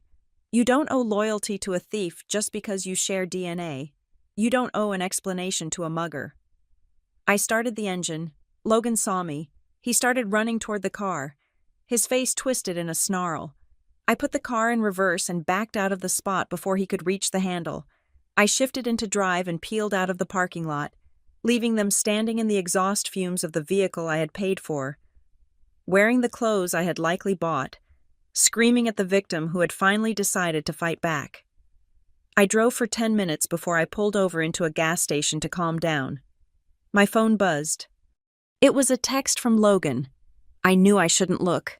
Darren had said radio silence, but I needed to know the level of threat I was dealing with. I opened the message. Logan, you think you are smart, but you are playing a dangerous game. We know where you live. We know where you work. If you blow this up, I will tell everyone that you were in on it. I will tell the IRS it was your idea to hide the money. Don't make this a war. Chloe, if you ruin us, I will make sure the whole world knows you are a fraud too. Fix this, or the whole family goes down, and you are going down with us. I stared at the screen. He wasn't asking for mercy. He was holding a detonator. If you ruin us, I took a screenshot of the text. Then I backed it up to the cloud. I put the phone down and pulled back onto the highway. He was right about one thing. This was a war. But he was wrong about the outcome. He thought he was threatening a sister who was afraid of a scandal. He didn't realize he was threatening the CEO of a company that specialized in compliance and documentation. He had just given me the final piece of evidence I needed to bury him. I wasn't going to fix it. I was going to finish it. Kendra Holt did not work in a strip mall. Her office was on the 24th floor of a glass tower in uptown Charlotte, overlooking the banking district that fueled the city. The view was expensive. The furniture was minimalist. And Kendra herself was a study in sharp angles and sharper intellect. She was a woman who spoke in statutes and liabilities, not in sympathies. I sat across from her, the binder of evidence resting on the glass desk between us like a loaded weapon. Ryan sat next to me, his hand resting protectively on my knee. But I didn't need the comfort. I needed the strategy. Kendra flipped through the dossier I had compiled with Darren and the documents Patricia Vance had printed at the bank. She read in silence for 10 minutes, her face betraying absolutely nothing. Finally, she closed the file and took off her reading glasses. "Chloe," she said, her voice calm and terrifyingly direct, "I need you to listen to me very carefully. You came here thinking you have a family problem. You do not. You have a federal liability problem." "I know," I said. "That is why I am here." "I do not think you fully grasp the exposure," Kendra corrected. "This account has been open for 18 months. In that time, nearly $200,000 has flowed through it. There are wire transfers to casinos. There are cash withdrawals at ATMs in jurisdictions that suggest illicit activity, and the most dangerous part is that there is a pending SBA loan application for $150,000 based on fraudulent revenue projections." She leaned forward. "If the bank realizes this is fraud before you formally report it, they will not just close the account. They will file a suspicious activity report with the Treasury Department. Given that you are the sole legal owner of the LLC, the investigation will target you. You could be looking at charges for bank fraud, wire fraud, and money laundering. We are talking about prison time. Chloe, not for them, for you." Ryan stiffened beside me. "But she didn't sign the papers. It is a forgery." "Proving a forgery after 18 months of activity is difficult if the victim does not immediately report it upon discovery," Kendra said. "The law rewards vigilance. If you hesitate because they are your parents, the law interprets that hesitation as complicity. If you try to work it out privately, you are essentially acting as an accessory after the fact." The air in the room seemed to drop 10 degrees. "I am not hesitating," I said. "Tell me what to do." "We go nuclear," Kendra said. "We strip the emotion out of this. To the law. Elaine and Gordon Alexander are not your mother and father. They are unauthorized actors who have hijacked a corporate identity. We treat them exactly like we would treat a hacker in Russia or a thief in New York." "Do it," I said. "For the next 3 hours." We didn't talk about feelings. We drafted war declarations. We started with the bank. Kendra dictated a formal demand letter to the legal department of First Horizon. It was not a request for information. It was a notification of identity theft and corporate espionage. We demanded an immediate freeze on all assets, a preservation of all surveillance footage from the dates of the unauthorized transactions, and a full chain of custody audit regarding how the account was opened with an expired ID. "We are putting the bank on notice," Kendra explained as she signed the letter with a flourish. "We are telling them that their internal controls failed, and if they release 1 cent to your family after this timestamp, they are liable for the damages. That will scare them more than the fraud itself." Next, we moved to the government. "You need to file an identity theft affidavit with the IRS," Kendra said, sliding a Form 14039 across the desk. "We need to flag your EIN. If your brother tries to file a tax return using your business losses to offset his gambling winnings, or if he tries to open another credit line, this flag will stop it. It also tells the IRS that you are the victim, so when they see the chaotic money laundering in that account, they don't come knocking on your door." I took the pen. Signing that form felt different than the bank papers. The bank was a corporation. The IRS was the federal government. By signing my name, I was officially entering my parents into a criminal database. My hand hovered for a second. "They would not hesitate to let you take the fall," Ryan said softly. "Remember the text from Logan. If you ruin us, you go down with us." I remembered. I signed the paper. The ink was dark and permanent. "Good," Kendra said. "Now, the final step for today. You need to inform the unauthorized parties that they have been cut off. But you cannot call them. You cannot shout at them. You cannot give them any material to use against you in a harassment suit." "So I just ghost them?" I asked. "No," Kendra said. I will send a formal cease and desist letter, but until that arrives, you send one message, a single, written record that establishes you have revoked their access, short, factual, non-emotional. I pulled out my phone. My hands were steady now. The fear had been replaced by the cold clarity of procedure. I typed the message Kendra dictated, to Gordon, Elaine, and Logan Alexander. Effective immediately. I have retained legal counsel regarding the unauthorized use of M. Brooks Process LLC's corporate identity and financial instruments. All authority, implied or otherwise, is hereby revoked. Do not attempt to access any accounts, contact any vendors, or utilize the company EIN for any purpose. Direct all future communication to my attorney. Kendra Holt. Do not contact me personally. I hit send. It felt like firing a flare into a dark sky. We left Kendra's office in the late afternoon. The city looked different to me now. It wasn't just a collection of buildings. It was a grid of laws and consequences, and I was finally on the right side of them. My phone started buzzing before we even reached the elevator. First Logan, then Dad, then Mom. I didn't look at the messages. I handed my phone to Ryan. Can you hold this? I don't want to see it. I got it, Ryan said, slipping it into his pocket. Let's go get Darren. We met Darren back at his office. He had been busy while we were with Kendra. The table that had been covered in receipts was now covered in a single large timeline chart. I found the pattern, Darren said without preamble. He looked exhausted, but his eyes were bright with the thrill of the hunt. He pointed to the chart. It was color-coded. Red for withdrawals from the fraudulent LLC account, blue for my personal loans to the family. Look at the dates, Darren said. He pointed to a cluster of red marks from 14 months ago. Here, the LLC account shows a withdrawal of $4,000 at a teller window in Greenville. He slid his finger down to the blue line.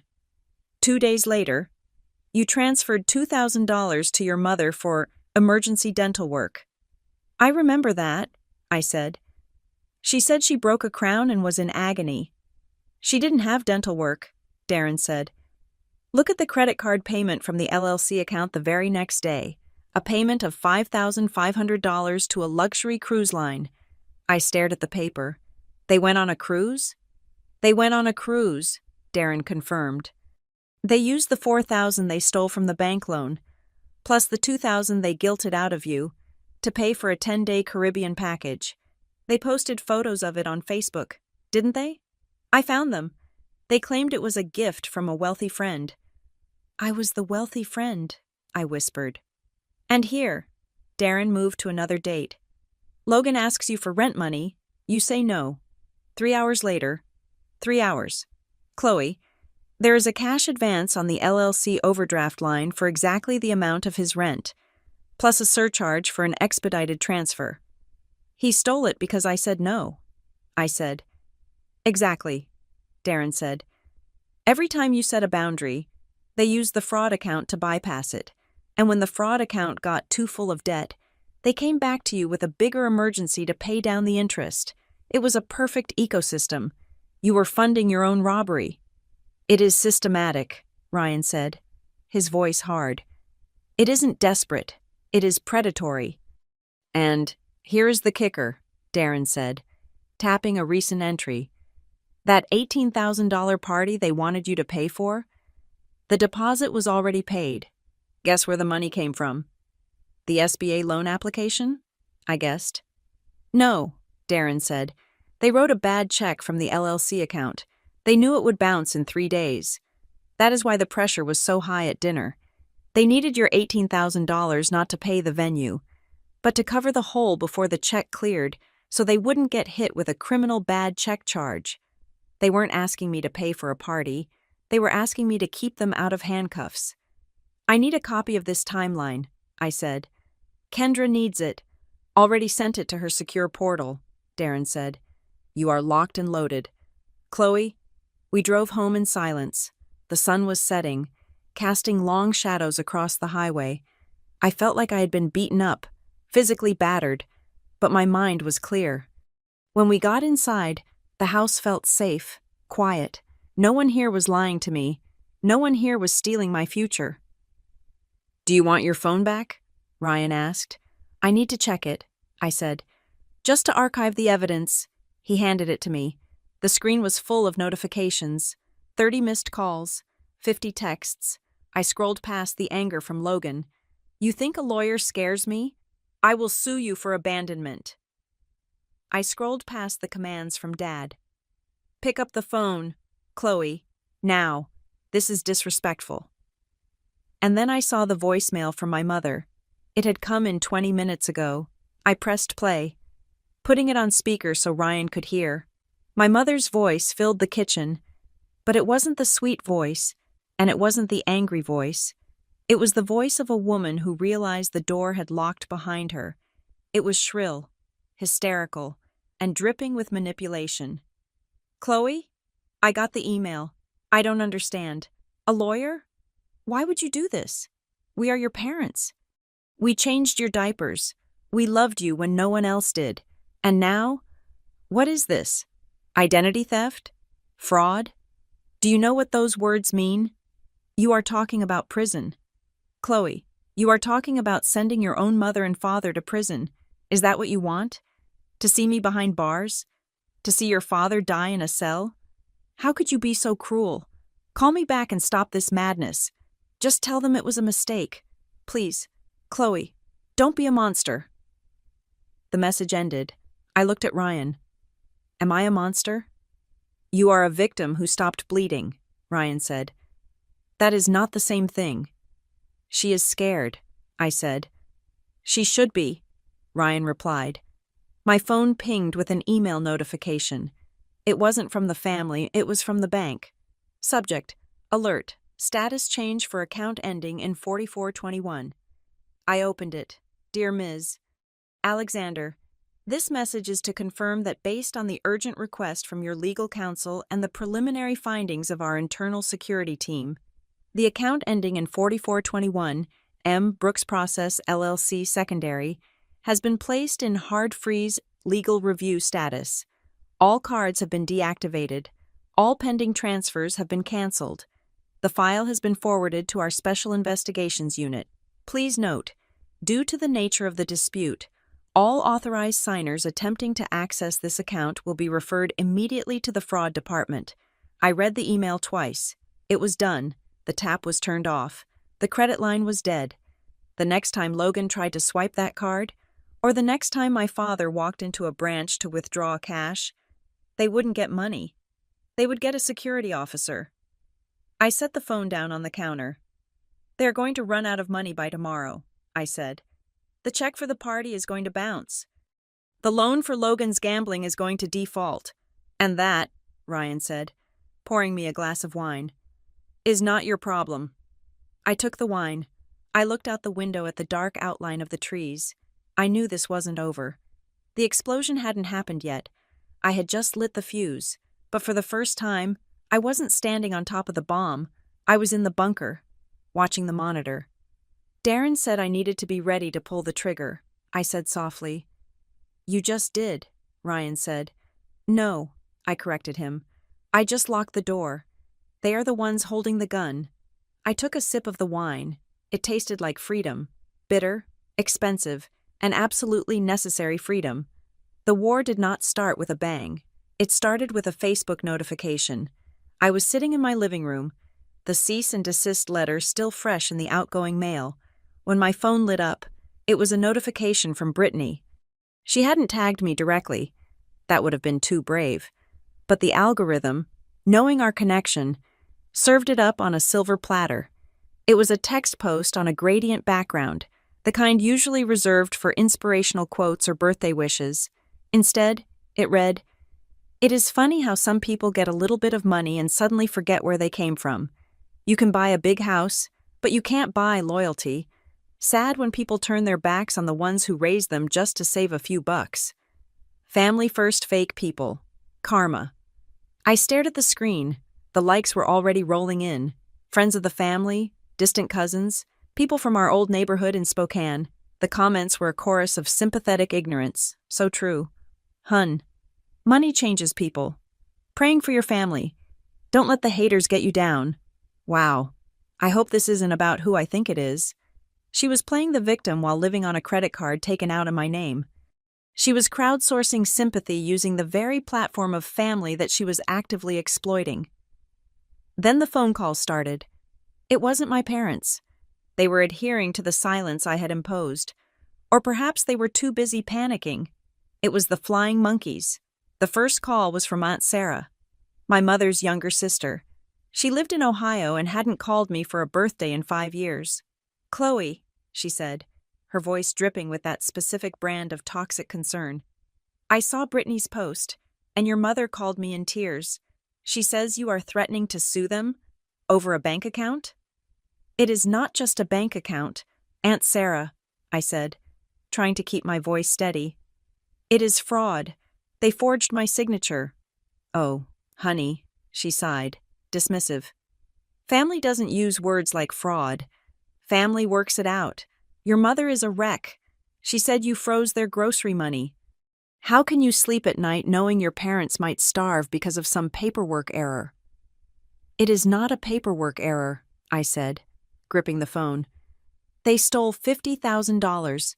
They took out loans in my name." "They are your parents," Sarah snapped. "They raised you. They sacrificed for you. So maybe they borrowed a little without asking. Is that worth destroying their reputation? Is that worth sending your father to an early grave from the stress? You need to call off the lawyers. Chloe, you are being cruel. Just fix it. You have the money. They don't. Be the bigger person." I hung up. Then came Uncle Jerry. Then a cousin I hadn't seen since I was 12. The narrative was identical. I was the rich, heartless daughter persecuting her poor, aging parents over a misunderstanding. They had successfully spun the story before I even had a chance to speak. They were weaponizing the social pressure to force me to fold. I turned my phone off. "Do not engage," Ryan said from the kitchen, where he was monitoring our home security feed. "They want you to argue. They want you to say something nasty so they can screenshot it and show the judge." "They are winning the PR war," I said, feeling a headache bloom behind my eyes. "Let them have the Facebook likes," Ryan said grimly. "We have the FBI affidavits." A motion alert chimed on Ryan's tablet. "Someone is in the driveway," he said. I looked at the monitor. A silver Lexus, one that I knew for a fact was leased under a predatory rate, had pulled up. It was Logan. He got out of the car. He looked disheveled. His shirt was untucked. His hair was a mess, and he was pacing back and forth on my front walk. He didn't look like the arrogant man who had demanded $18,000 at dinner. He looked like a cornered animal. "Don't open the door," Ryan said. "I have to," I said. "I need to look him in the eye, but keep the chain on, and keep recording." I walked to the front door. I unlocked the deadbolt, but kept the heavy security chain engaged. I opened the door 3 inches. "Go away, Logan," I said through the crack. My lawyer said no contact. Logan stopped pacing. He came up to the door, placing his hands on the frame, up close. He smelled of stale coffee and fear. "Chloe, come on," he said. His voice was low, frantic. "Open the door. We need to talk. Real talk. No lawyers. No parents. Just us." "We are past real talk," I said. "We are at federal indictment talk." "Look, I get it," Logan said, running a hand through his hair. "I get it. We crossed a line, okay? I admit it. We shouldn't have signed your name. But you have to understand. The pressure. The business was so close to popping. We just needed a bridge." "You bought cruise tickets. Logan," I said cold. "You paid off gambling debts. That is not a business bridge." "I can pay it back," he insisted, his eyes wide. "That is why I am here. Look, you cancel the fraud report. You lift the freeze, and I will sign a promissory note. I will pay you back $2,000 a month. I swear. I have a deal closing next week. I will make you whole. But you have to stop the investigation. If the feds get involved, I lose my broker license. I lose everything." He was bargaining. He was trying to negotiate a plea deal on my front porch. "You want me to cover up a crime so you can keep your license," I said. "I am your brother." Logan pleaded. "Doesn't that mean anything? You are really going to send me to jail over money?" I looked at him. I remembered the years of him calling me cheap. I remembered him stealing my rent money. I remembered him laughing at my typing business. "I have a counteroffer," I said. Logan froze. "What?" "I will not lift the freeze," I said, "and I will not cancel the investigation. But if you want to stay out of prison, here is what you do. You go to my lawyer's office tomorrow. You sign a full confession admitting that you and Mom and Dad forged my signature without my knowledge. You agree to liquidate your assets, your car, your investments, everything, to pay down the debt immediately, and you surrender all control of the account to me." "You want a confession?" Logan asked, his voice hardening. "I want the truth," I said. "If you sign the confession, I will ask the bank not to press criminal charges. I will treat it as a civil restitution, but I need the paper. Logan, I need proof that I didn't do this." Logan stared at me through the gap in the door. The desperation in his eyes slowly curdled into something darker. Hate.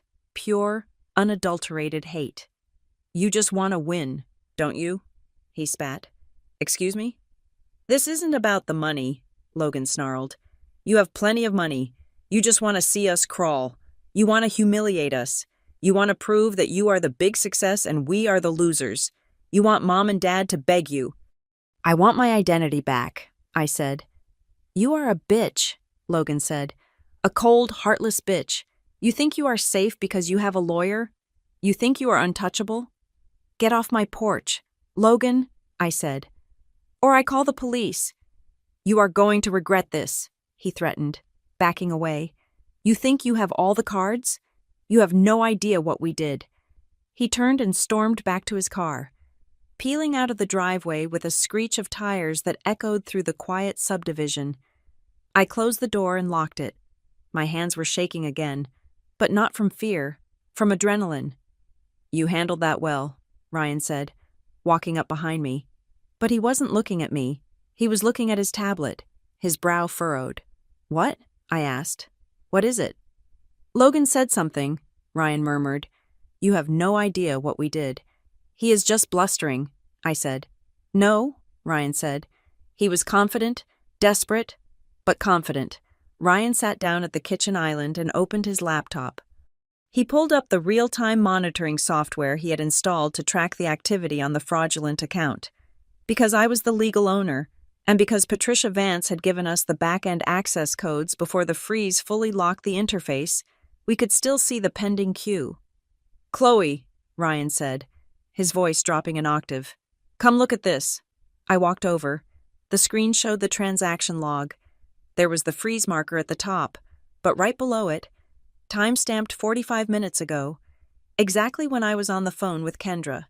Right after the family received the cease and desist email, there was an entry, pending transfer, outbound wire, amount, $75,000, destination, Coinbase wallet, redacted, origin, SBA loan, disbursement, overdraft line. I stared at the screen. 75,000? The account didn't have 75,000 in it. It was negative. "The SBA loan," Ryan whispered. "Patricia said there was a pending application for 150,000. It must have been approved automatically by the algorithm this morning, before the freeze tag propagated through the federal system." "They got the loan?" I felt the room spin. "They got the loan," Ryan said.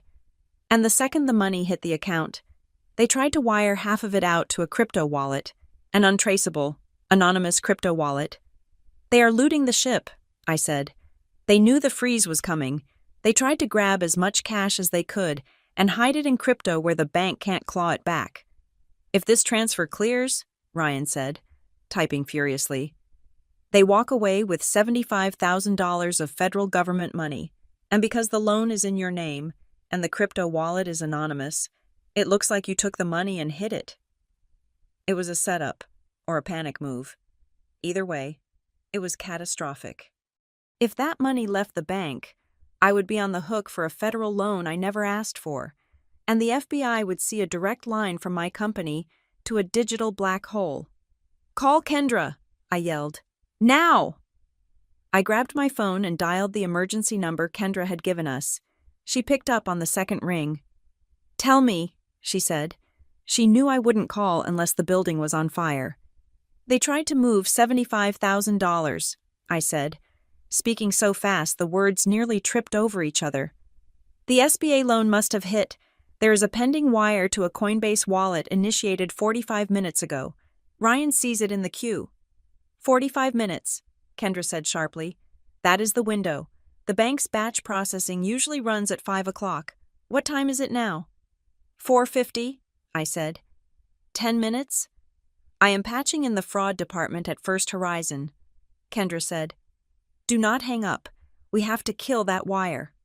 I stood in my kitchen, clutching the phone, watching the minutes on the microwave clock tick down. 4:51, 4:52. Come on, I whispered. I heard Kendra's voice on the other line, sharp and commanding, speaking to someone at the bank. "Reference number Zulu Alpha 9. Yes, immediate stop payment. It is a fraudulent conveyance. The account holder is on the line. Yes, override the automated batch." 4:55. Ryan refreshed the screen. The status still said, "Pending." "If it switches to completed, it is on the blockchain," Ryan said. "And once it is on the blockchain, it is gone forever." "They are trying to bankrupt me," I said. "They aren't just stealing. They are trying to leave me with the debt while they keep the cash." 4:58. Kendra came back on the line. "They are trying to pull it from the stack. The system is fighting them because the loan funds were already available funds. It is a race condition." I closed my eyes. I could see Logan's face on the porch. You have no idea what we did. He knew. He had come to the house to distract me. He had come to keep me occupied, to keep me away from the computer, while someone else, probably Dad or a tech-savvy friend, initiated the transfer. The reconciliation was a stall tactic. 4:59. Ryan hit refresh. The screen blinked. The little spinning wheel turned. "Chloe?" Ryan said. I opened my eyes. "Status? Rejected. Fraud suspension," Ryan read. I let out a breath that sounded like a sob. "We got it," Kendra said in my ear. "The bank killed the wire. The money is still in the account. It is frozen solid."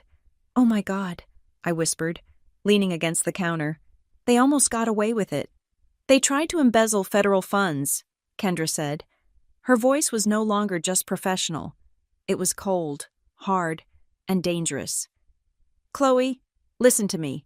This changes the landscape. This was not a crime of opportunity. This was a calculated attempt to defraud the government and frame you for the asset stripping." "I know," I said. "If they had succeeded," Kendra said, and her next words made the hair on the back of my neck stand up. "You would have spent the next 6 months explaining to the Secret Service why you didn't steal that money.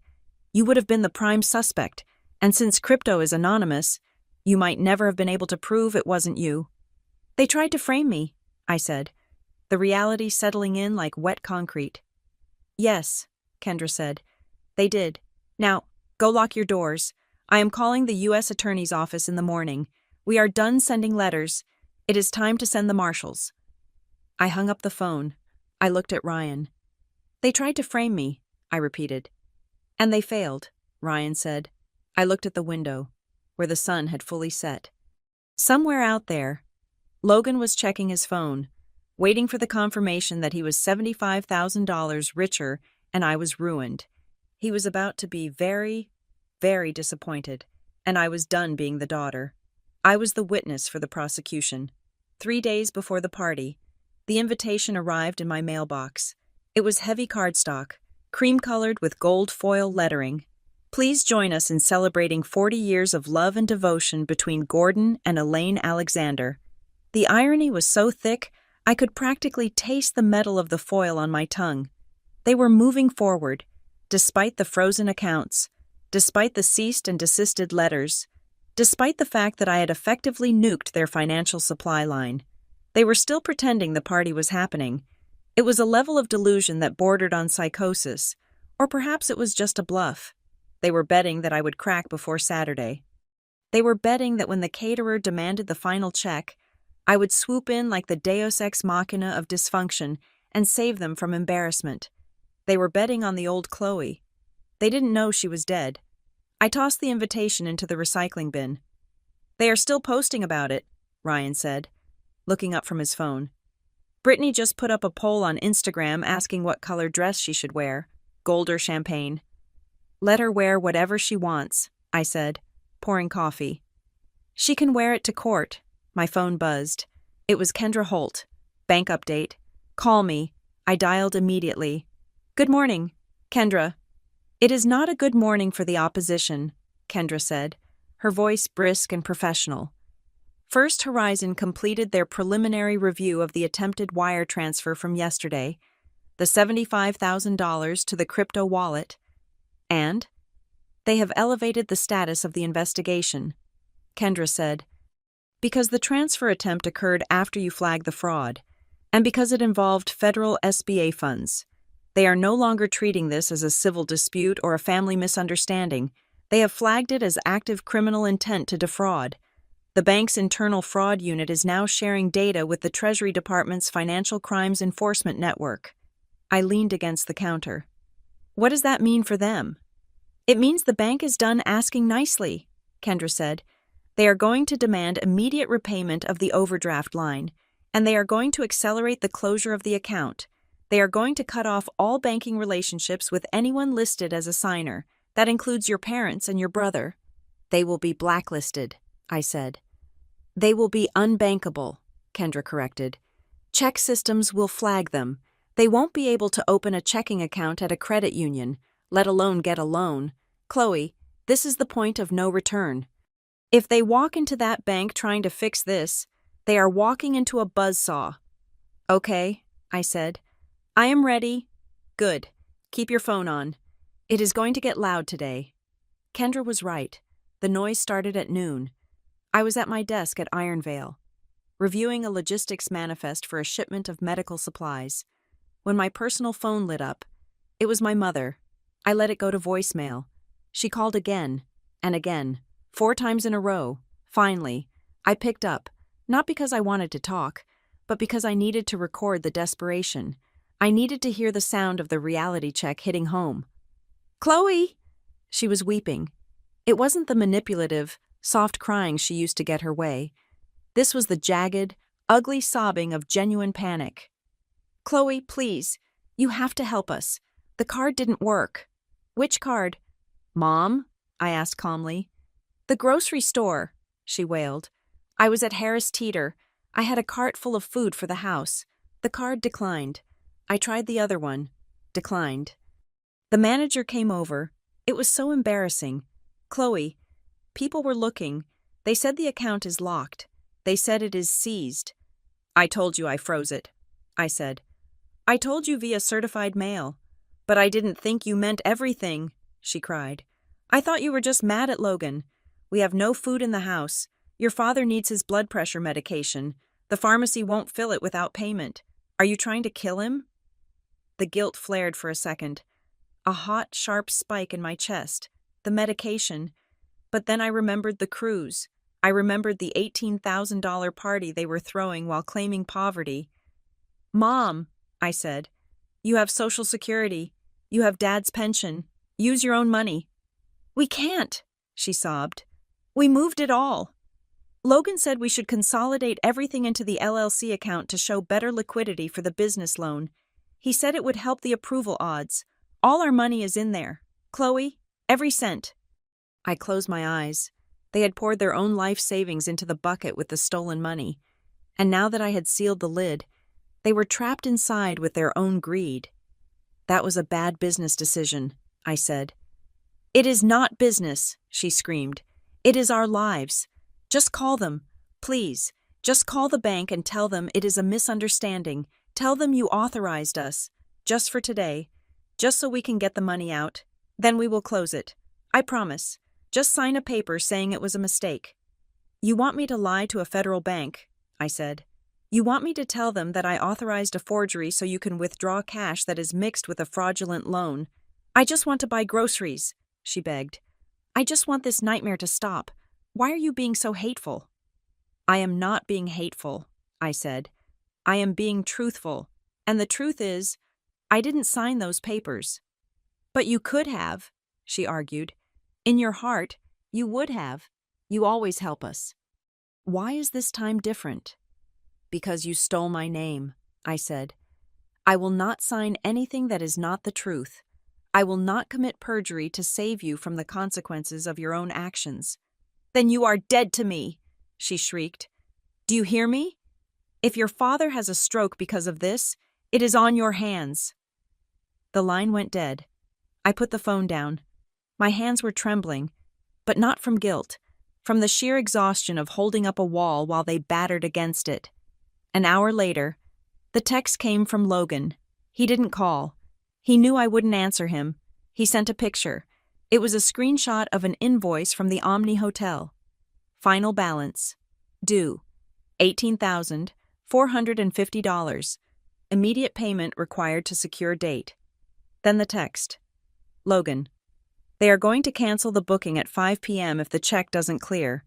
The check bounced. Chloe. The bank returned it. If we lose the venue, we lose the deposits. We lose face. Dad is hyperventilating. We will be the laughingstock of Greenville. We will be bankrupt. Is that what you want? You are responsible for this family. Fix it. I looked at the number. $18,000. Once upon a time, that number would have terrified me. I would have scrambled. I would have drained my savings. I would have sold my car. I would have done anything to stop the bankruptcy monster from eating my family. But now, I looked at it and I saw just math. It wasn't my debt. It wasn't my contract. It wasn't my signature. I typed back. Chloe, I am responsible for my Brooks Process, LLC. I am responsible for my son. I am responsible for myself.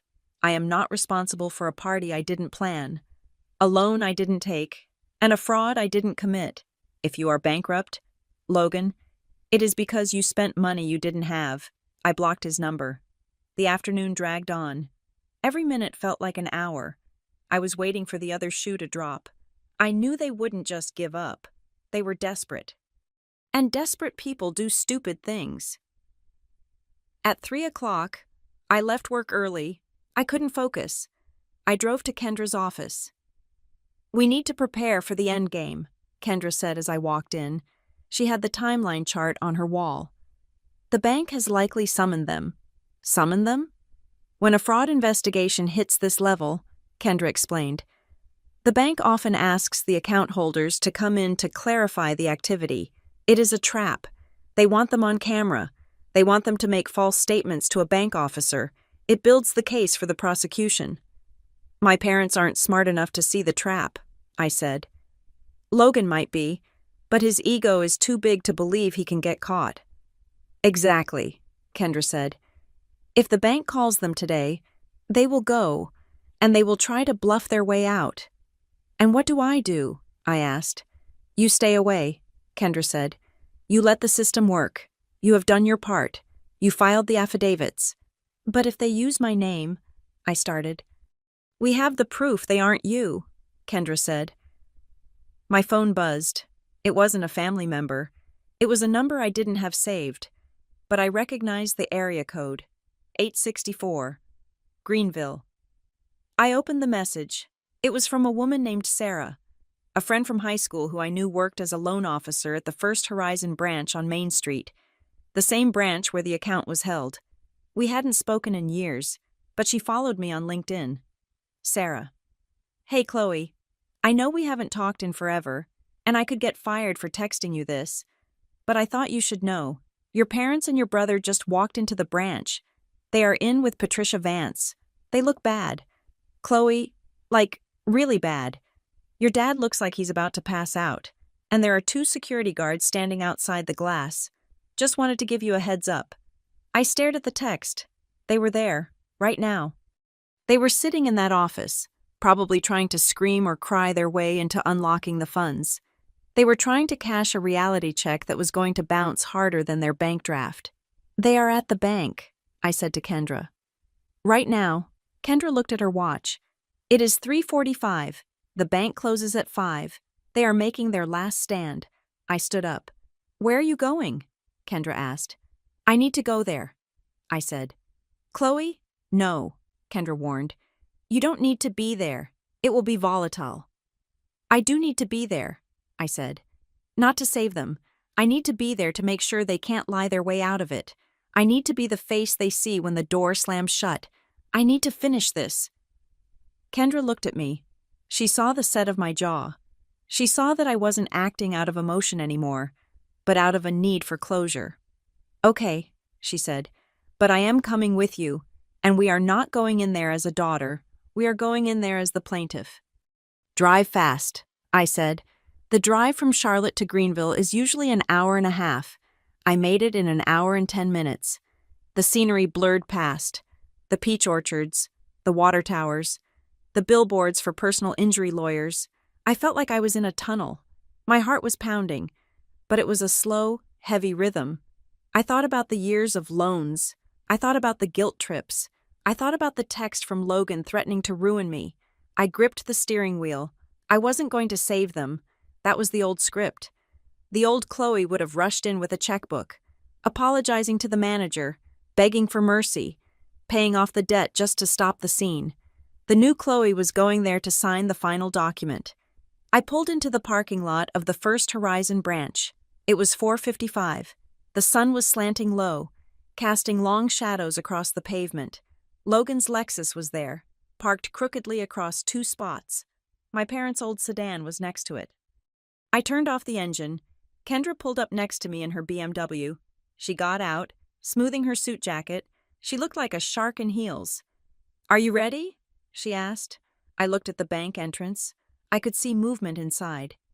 I have been ready for 35 years, I said. We walked toward the doors. The sign said, "Closing soon." But the drama inside was just reaching its peak. I reached for the handle. The glass was cool under my palm. This was it, the final withdrawal. The heavy glass doors of the First Horizon branch swung shut behind us, cutting off the noise of the traffic outside. But the noise inside was already deafening. My father's voice was echoing off the vaulted ceilings. He was standing at the main teller counter, his face a dangerous shade of purple, slamming his hand down on the polished marble. "I am telling you to override it," Gordon Alexander shouted. "I am a signatory on this account. I have been moving money in and out of here for 18 months.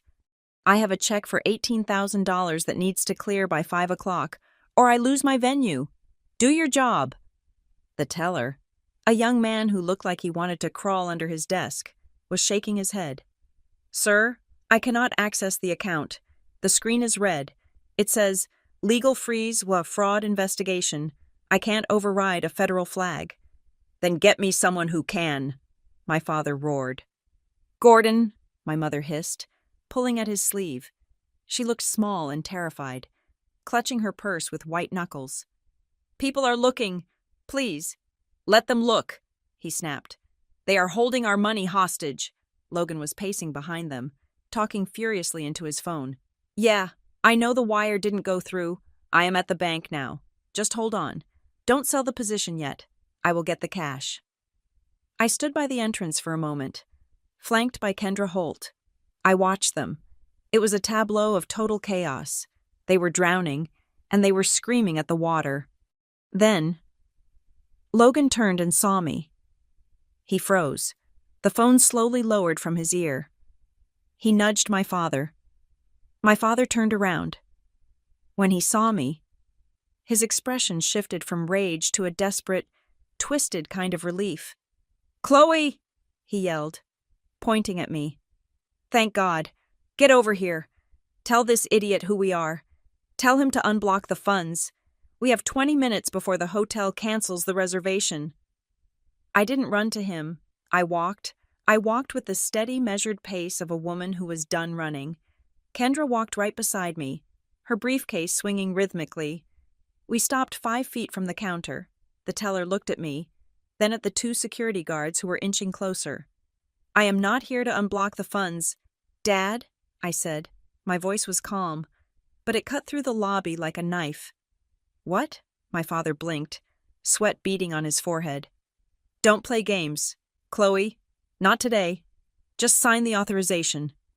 The manager said we just need the primary owner to verify the relationship. I am the primary owner, I said, and there is no relationship. Patricia Vance, the branch manager, stepped out of her office. She looked relieved to see Kendra. Ms. Alexander, Patricia said formally.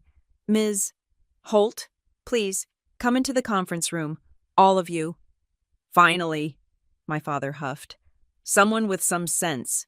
He marched toward the conference room, dragging my mother with him. Logan followed, shooting me a look of pure venom. You are going to fix this, Logan hissed as he passed me. Or I swear to God. Save it for the deposition. Logan, Kendra said smoothly, stepping between us.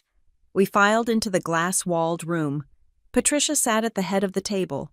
2 other bank officers stood by the door. This wasn't a customer service meeting. It was an interrogation. My father sat down and immediately started drumming his fingers on the table. Okay, let's make this quick. We need the freeze lifted. We have vendors to pay. Patricia didn't look at him. She looked at me. Ms. Alexander, Patricia said, we have received the affidavit of identity theft and the police report filed by your attorney this morning. We have also reviewed the security footage from the date the account was opened. She slid a piece of paper across the table. It was a grainy still image from a security camera, dated 18 months ago. It showed Logan standing at the counter, smiling at a teller. Next to him was a woman. It wasn't me. It was a former girlfriend of his. A blonde woman who vaguely resembled me from a distance, wearing big sunglasses. That is not Chloe Alexander, Patricia said. Pointing to the woman, the room went silent. So, Logan said, his voice cracking. She was standing in for Chloe. Chloe was busy. She gave us permission. I did not, I said. I looked Logan in the eye.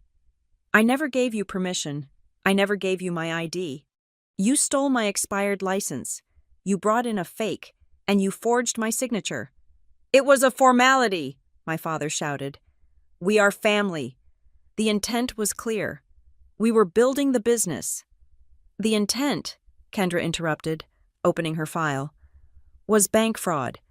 And yesterday, when you realized the walls were closing in, you attempted to wire $75,000 of federal SBA loan funds to an anonymous cryptocurrency wallet. That is not building a business. Mr. Alexander, that is embezzlement. My mother let out a sob. We just needed to protect the money. We were scared. You were scared because you knew you were stealing, I said. My father looked at me, his eyes pleading. Chloe, look, okay. Maybe we cut some corners. Maybe we shouldn't have signed your name. But the money in that account, a lot of it is ours. We put our pension in there. Logan put his commission checks in there. You can't just let the bank keep it. That is our life savings. This was the moment they always counted on. The moment where I would feel too guilty to let them suffer. Where I would say, fine, take your money. Just leave me alone. But I looked at the balance sheet Patricia had printed out. Patricia, I said, can you explain the composition of the current balance? My father believes the $80,000 currently frozen in the account belongs to him. Patricia adjusted her glasses. She looked at Logan. Actually, Mr. Alexander, Patricia said, that is not correct. According to our audit, the personal deposits from your pension were withdrawn weeks ago to pay for credit card bills and travel. The current balance of $82,000 is entirely derived from the SBA loan disbursement and a secondary high-interest bridge loan that Logan Alexander took out 3 days ago. My father froze. What? Patricia continued, her voice clinical. Logan Alexander used the LLC's credit rating to secure a short-term, high-interest loan from a private lender. A predatory lender, I might add. The funds were deposited on Monday. He told us it was for inventory. It appears he was using it to pay off previous overdrafts and fund the crypto transfer. I looked at Logan. He was staring at the table, his face gray. You borrowed money to pay off borrowed money, I said. And you used my company as the collateral. So, my mother whispered, her voice trembling. So the money in there isn't ours? No, Mrs. Alexander, Patricia said. It belongs to the bank and the private lender, and since the account was opened fraudulently, we are seizing the funds to return them to the creditors. The account is effectively at zero. Actually, it is negative. Once the penalties are applied, the silence that followed was heavy enough to crush bones. My parents had liquidated their own lives, poured it into this bucket, and Logan had spent it all, replacing it with debt that he disguised as assets. They didn't just lose my trust. They had lost everything. They were broke. Logan, my father wheezed, tell me she is lying. Tell me our pension is in there. Logan didn't speak. He spent it, Dad, I said. He spent it on the cruise. He spent it on the car. He spent it on the vendors who were actually bookies. He hollowed you out. My mother turned to me, tears streaming down her face, ruining her makeup. She reached across the table, grabbing my hand. Her grip was desperate, painful. Chloe, please, she begged. You can fix this. You have money. You have that company. If you just sign the paper, if you just say you authorized it, the bank will release the freeze. We can take the loan money and start over. We will pay you back. Please, don't let us be destitute. Don't do this to your mother. I looked at her hand on mine. I remembered the years of manipulation. I remembered her holding my phone, stealing my information. I remembered her calling me a monster on the voicemail. I gently, but firmly, pulled my hand away. I am not doing this to you, Mom, I said. You did this to yourself. You trusted a liar because he told you what you wanted to hear, and you stole from the daughter who actually told you the truth. I have nowhere to go, she wailed. You have each other, I said. I turned to Patricia. I am ready to sign the final affidavit confirming the fraud. No, Logan shouted. He jumped up, knocking his chair over. You bitch! You sign that and I go to jail. Do you hear me? They will arrest me. The two security guards stepped forward, hands on their belts. Sit down, sir, one of them commanded. She is framing me, Logan screamed, pointing a shaking finger at me. It was her idea. She told me to do it. Patricia handed me the pen. Ms. Alexander, do you swear that the activity on this account was unauthorized and that the signatures are forgeries? I looked at the paper. It was the end of the road. It was the severance of the final cord. I swear, I said. I signed my name. Chloe Marie Alexander, the real signature, the one with the disconnected M. Thank you, Patricia said. She took the paper. We will handle the criminal referrals from here. Ms. Alexander, you are free to go. We have cleared Brooks Process LLC of liability regarding the SBA loan. Given the evidence of identity theft, you are in the clear. I stood up. Kendra stood with me. Chloe, my father yelled. He wasn't pleading anymore. He was furious. If you walk out that door, don't you dare come back. You are ungrateful. After everything we did for you. I paused at the door. I looked back at them. My father red-faced and impotent. My mother weeping into her hands. My brother staring at the wall, waiting for the handcuffs. You are right, Dad, I said. I am ungrateful. I am ungrateful for the lies. I am ungrateful for the theft. And I am ungrateful that you loved my money more than you ever loved me. I turned and walked out. I walked through the lobby, past the staring customers, and out into the cooling evening air. The sun had set. The streetlights were flickering on. Are you okay? Kendra asked as we reached my car. I took a deep breath. The air tasted sweet. It tasted like nothing. No humidity, no weight. I don't know, I said honestly, but I think I will be. You did the right thing, Kendra said. They would have dragged you down until you drowned. I know, I said. Send me the bill. Kendra, I want to pay it tonight. 2 weeks later, the fallout was spectacular and swift. The party, obviously, was canceled. The hotel sued my father for the balance. But there was nothing to take. Logan was arrested 3 days after the meeting at the bank on charges of wire fraud and identity theft. He was currently out on bail, sleeping on a friend's couch, awaiting a trial that would likely end in a plea deal and federal prison time. My parents were forced to sell their house in Greenville to pay off the immediate debts and avoid bankruptcy.